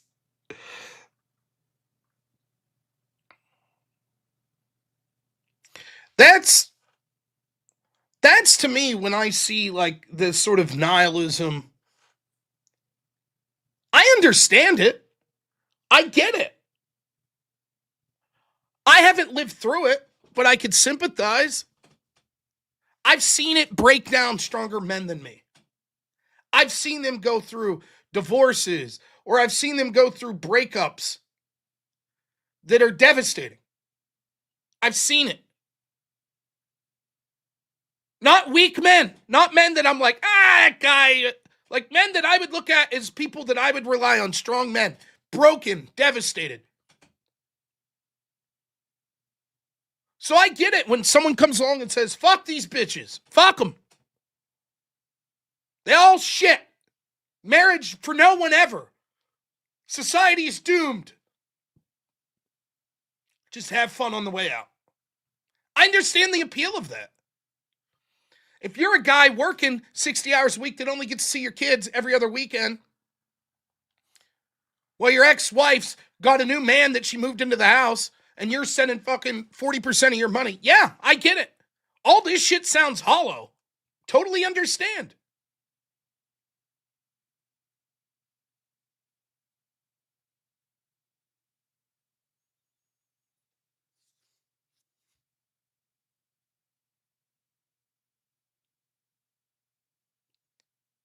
But at the same time,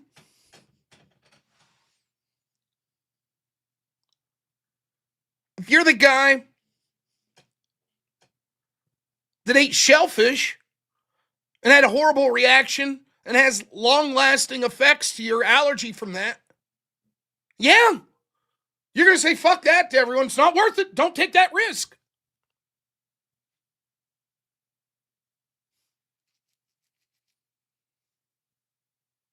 That's life. Everything's a risk. Everything worthwhile is risky to some extent.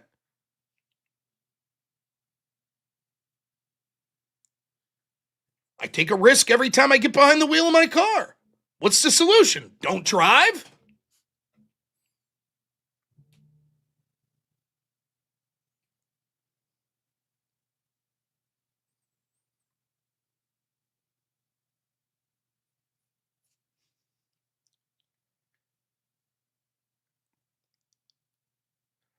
I'm not telling you all to get married. I'm not. Men or women for that matter. I'm not. I don't know. I don't know the answer. For me, it was worth it. Let's assume the worst happens. Let's assume that, tonight I go downstairs, my wife says, I'm leaving you, I'm taking the kid, and I'm going to embroil you in a brutal custody battle, and I'm going to try to take you for everything you've got. Now, my wife wouldn't do that, but assume that that was the case, right? I was wrong. I grossly misread the situation. It comes out of nowhere. I'm sure that's hell that I can't imagine. But was it worth it to try to get married?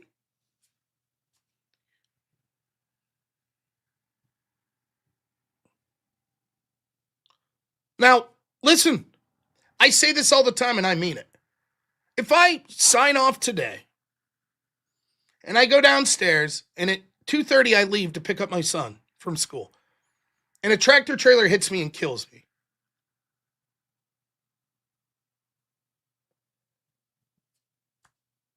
my life's been amazing. I've been one of the luckiest people that have ever lived. Period. For who I am, for the character of the person I am, God has given me so much more than I deserve. So much more. My parents are tremendous. My family's tremendous. My wife's tremendous. My son's tremendous. Her family, amazing. My community's amazing. The opportunities that I've been afforded, amazing. So much of it is because I met my wife, because I had my son. So if things turn south with that relationship tomorrow, was it still worth it? Probably. Because my son wouldn't be here. And the already amazing 11 years of marriage I had with my wife, easily the best 11 years of my life. Not even close.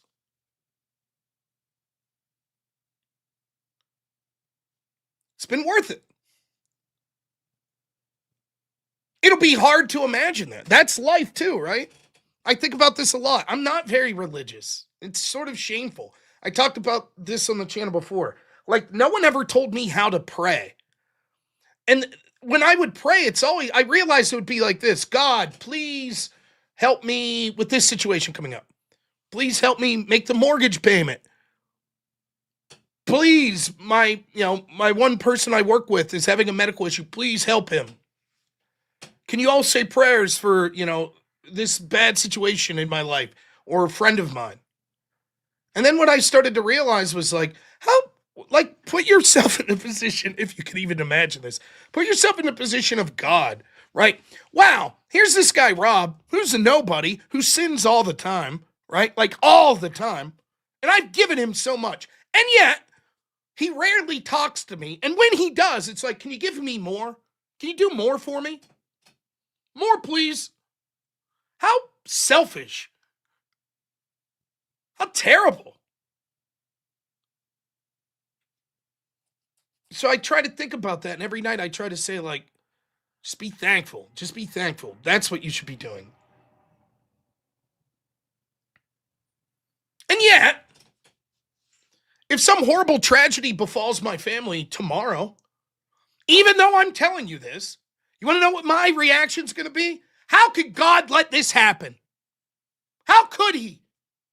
Or maybe if not that, God, bail me out. This is horrible. I'm in this horrible situation.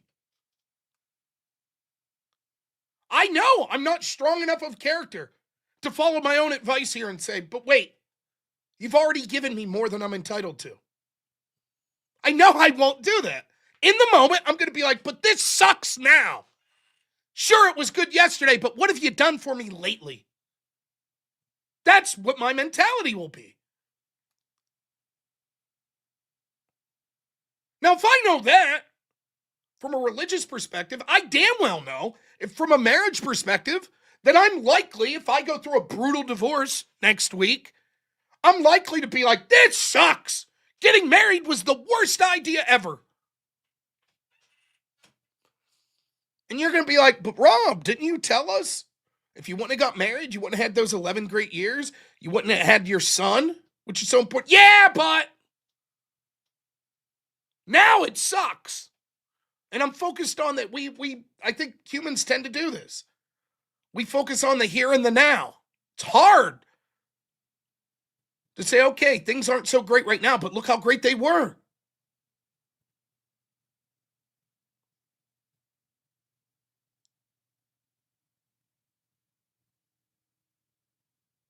So I get it. And I'm not saying that I'm better than the men that are like, fuck this.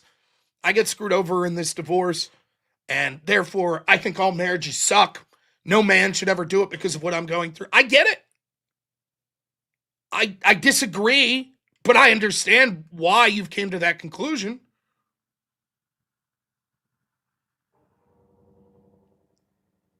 And as bad as things are, and they are with our culture, yes, it's bad with the legal system. It's arguably even worse with our culture of the disposable nature of men, particularly men that get divorced and how they're treated.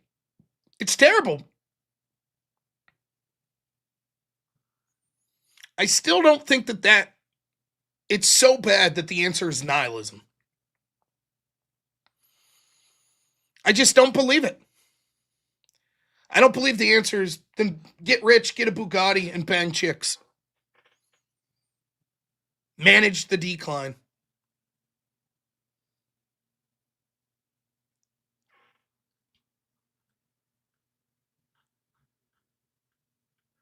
And I certainly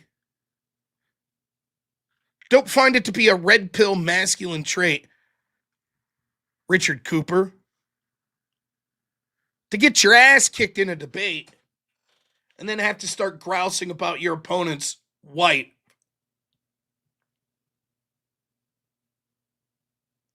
I think that sucks. I think that's some real feminine energy, is what I think. That's my opinion on the matter.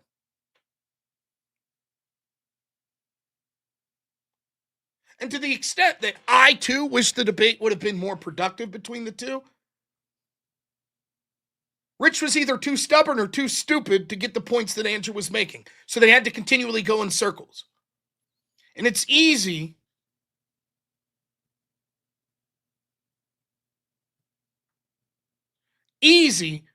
to sort of reflect on it afterwards and say, well, here's what I would have done. It's hard in that moment when you're going back and forth.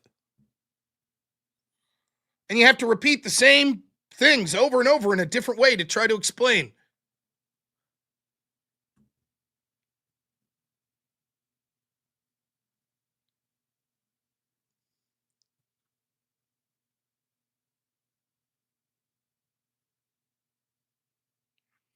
So, and by the way, it was easy to predict that this is how it would go.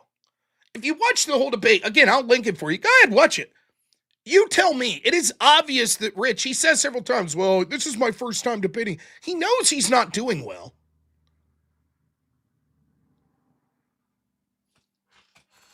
Here, you ready? I'm going to red pill debate Andrew. Do I look like if I wasn't a big fat out of shape dude? What else can I do here? What else do I have that I could look more red pill? Pull my shirt down a little. All right, a red pill. You ready? All right, Andrew. First off, we agree on the fundamental underlying problems. We agree that culture and our legal system is antithetical to men and men's rights. In fact, we get mocked for discussing that we want rights. Now, you have found situations in which marriages can be beneficial. I don't disagree with that. Sure, if you are Orthodox and you meet a great woman in the Orthodox church, chances are you're probably likely to have a worthwhile marriage. And that's good for you. Problem is, Andrew, the majority of the people don't have those communities. And sure, maybe you could spend years getting in those communities and looking for a woman in those communities. That's fine. But it's as absurd as me telling people, well, just go get ridiculously wealthy. That'll solve your problems. Sure, for the men that can do that, it might work out. But the majority of men don't fall into that category. So what about them? What should they do? The risk that you're suggesting mitigating through things like prenups and through things like communities coming together like in the Orthodox Church, that's alleviation of risk to me is not worth the downside of how devastating these marriages could be. So instead, here's what I'm suggesting.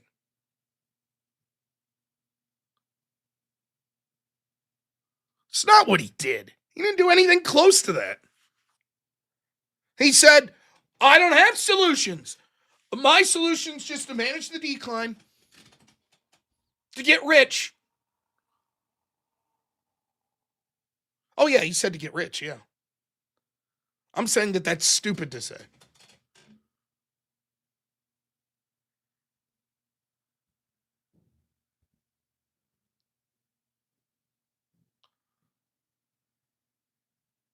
Here's solutions I would offer, right? Prenup, that's great. Maybe don't get married. Spend a long time cohabitating. Be very careful about who you decide to have children with. Understand that if you decide that having a child is that worth it to you, that perhaps what you're looking for is different than what you would traditionally look for in a mate. You're not just looking for the most attractive woman, etc. But there's a way to debate that position and just say, I disagree. Instead to be like, nah, I'm just black-pilled, manage the decline, and oh, guess what? Your wife had a previous marriage. What the fuck is that?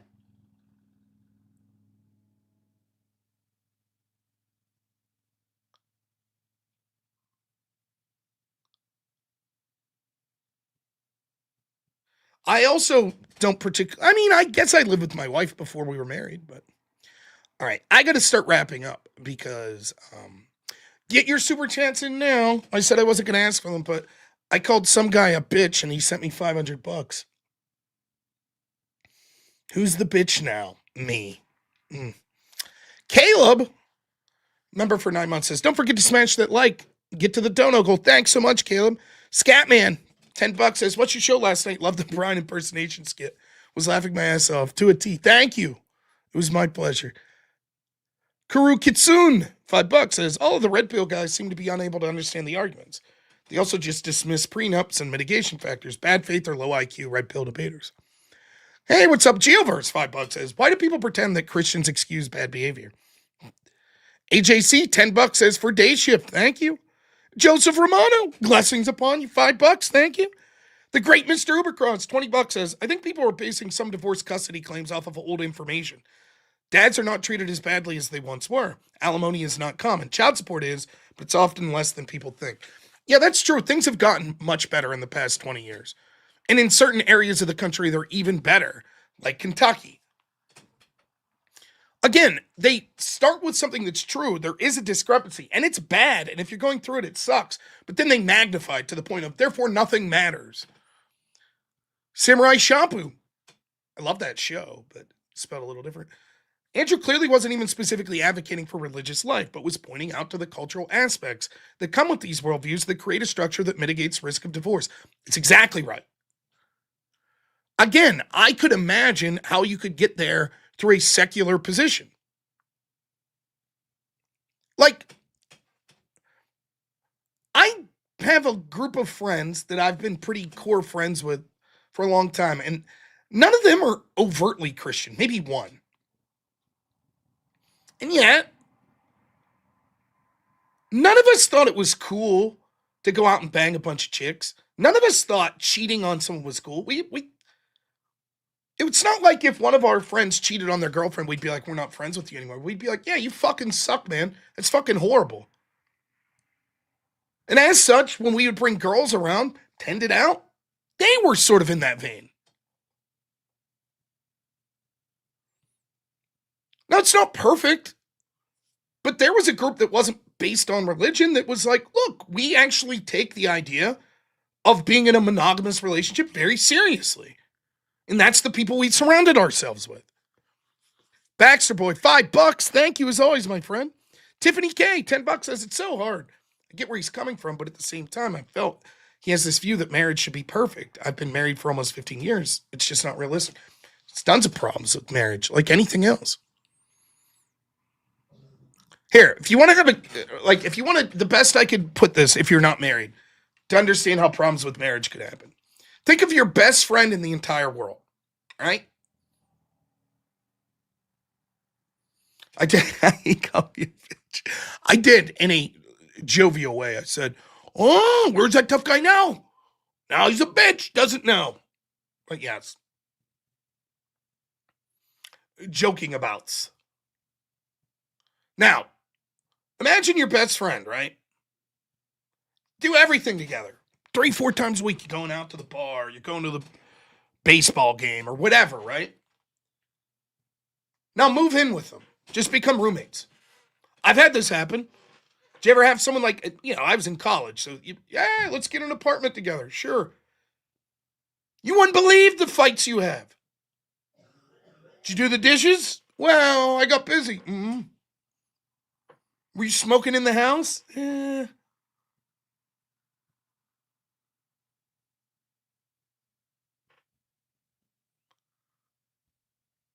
doesn't matter how much you like someone or love them. If you spend a lot of time with them, you're going to have conflict.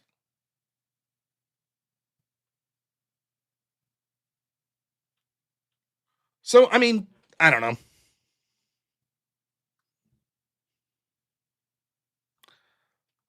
$88 weights. $5 says, I've had so many animal deaths as a kid and adult. I hate it so much. My mom rescued horses and boarded them, so we got all the problems. Yeah. And then, look at this absolute legend, the Redeman. 500 says, here's half. I said he did. You threw out the caveat of during the question period, and I couldn't remember. I'm at work, couldn't respond. This to me is a fair compromise. You didn't have to send that money, man. I don't bet people money ever online. One, because of potential TOS violations in the future. But second, it's just not something I do. You didn't have to send that money for that. And if you would like it refunded, let me know. Because that's unreasonable.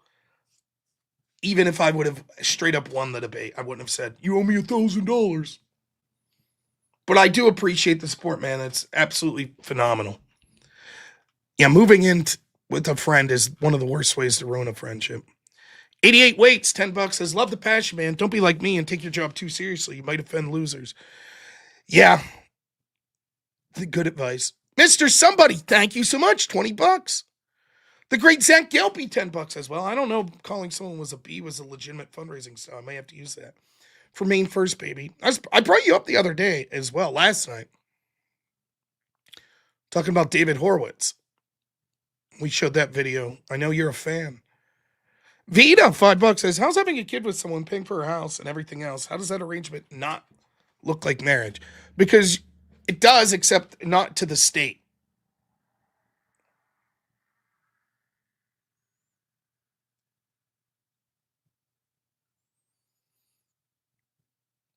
Right? So you can't get sued for half of your, or lose half of your worth. So that was it. That was the Andrew Wilson, Rich Cooper debate. Oh, Ben Lonendier. Thanks so much. $5 on Rumble said, maybe tear up with the dog story for Night Shift and Dogs. Thank you. Appreciate it, man. With this red pill debate, you see happening over and over again. And again, I sympathize.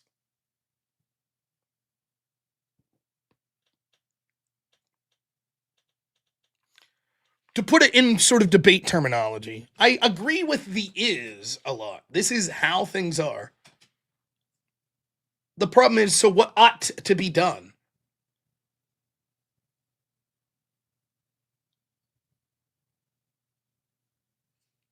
I don't think the answer is get rich, buy a house, and then bang whatever chick you feel like and leave her stay in that house.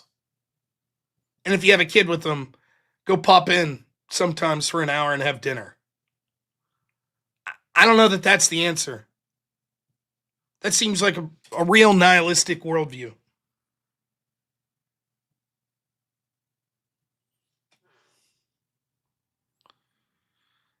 Zach Kelpie, $5 says, sorry, I've been in pain for the past week, so I've been out of the loop. Pain or main? You put the E there. Or is it both? Or was that just your way of saying that you're hurting and you're in Maine?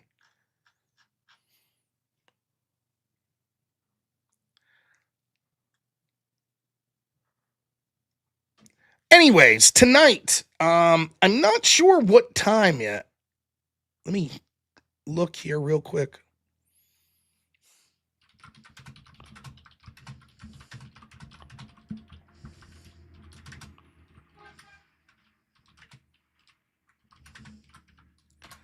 Tonight is the no prep debate.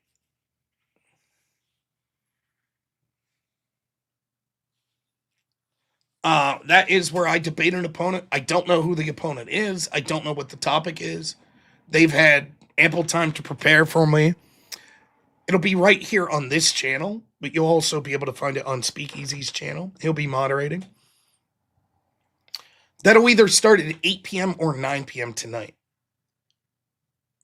So you'll be able to see me there. And then the extravaganza, as far as I know, I am doing the extravaganza today. That is on the Crucible's Rumble channel. Yeah, see. A real legend. No whip songs. So, over on the Crucible's Rumble channel at 5 p.m. Eastern, me, Mr. E, and the great Jake Rattlesnake will be doing the extravaganza.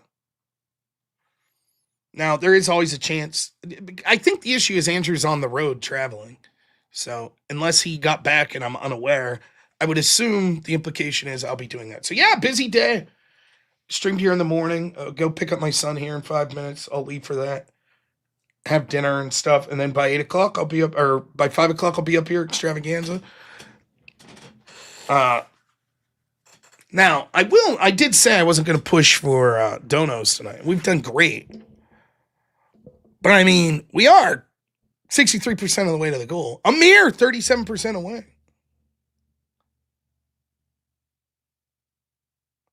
In how many hours will this be happening? Well, it's 2:30. So 2.5 hours will be the extravaganza. And then roughly 5.5 to 6.5 hours on my channel until the no prep debate starts.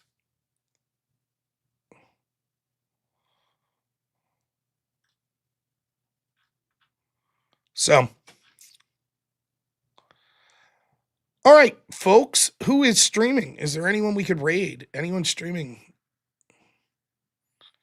Let us see.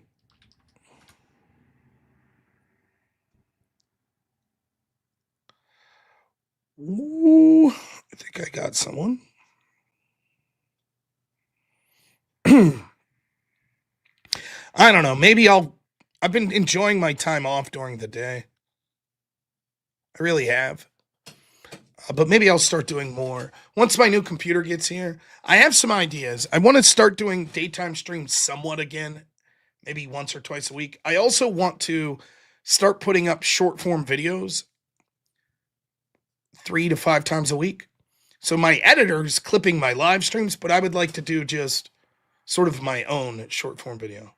Yeah, the extravaganza has been good, man. I enjoy doing it. So, yeah, we're going to raid over to Cool Vic. Thank you so much to Redaman for the incredible donation. Intel Wilds, thanks so much. $5 says W Day Shift, of course. Redaman, $500 deserves a special shout out. Thank you so much, man. New computer should be here soon, so thank you to Avarice for building that for me. And then thank you to my editor, Black Elk, all of my great moderators who are amazing. You guys are the best. Everyone who donated today, special shout out to Redaman. $500. What a fucking legend. Thank you so much to everyone who watched, who commented, who liked. You guys are the best. We're going to raid over to Cool Vic. As we go out here, even though it wasn't a topic we talked about today, just take a moment here and think about the memory of Charlie Kirk. How much he meant, particularly on college campuses, to sort of the conservative movement.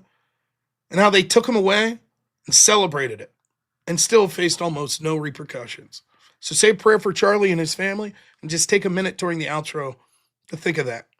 Thank you so much, everyone. I really appreciate you all. We'll see you 5 o'clock on the extravaganza probably, and then between 8 and 9 p.m. tonight for my No Prep Debate series. All right, take it easy, everyone. As always, have a good one. Only in America is it possible to say, you know what, I don't like the way the country is going, and to do something about it. Take that risk. Take that leap of faith. Stay involved. Trust God and act obediently. Romans 12:2 verse. That God will use all things for good for those who love him. It's bigger than you. I want you to remember that. It is bigger than you. It's bigger than me. You are here to make somebody else's life better, the pursuit of liberty and freedom. You know what gives me strength? The hundreds of thousands of you that say, Charlie, keep going. 1 Corinthians 5 and 15. So that's all pretty amazing evidence, not just intra-biblical evidence, but extra-biblical evidence that Jesus Christ was a real person. He lived a perfect life. He was crucified, died, and rose on the third day, and he is Lord and God of all.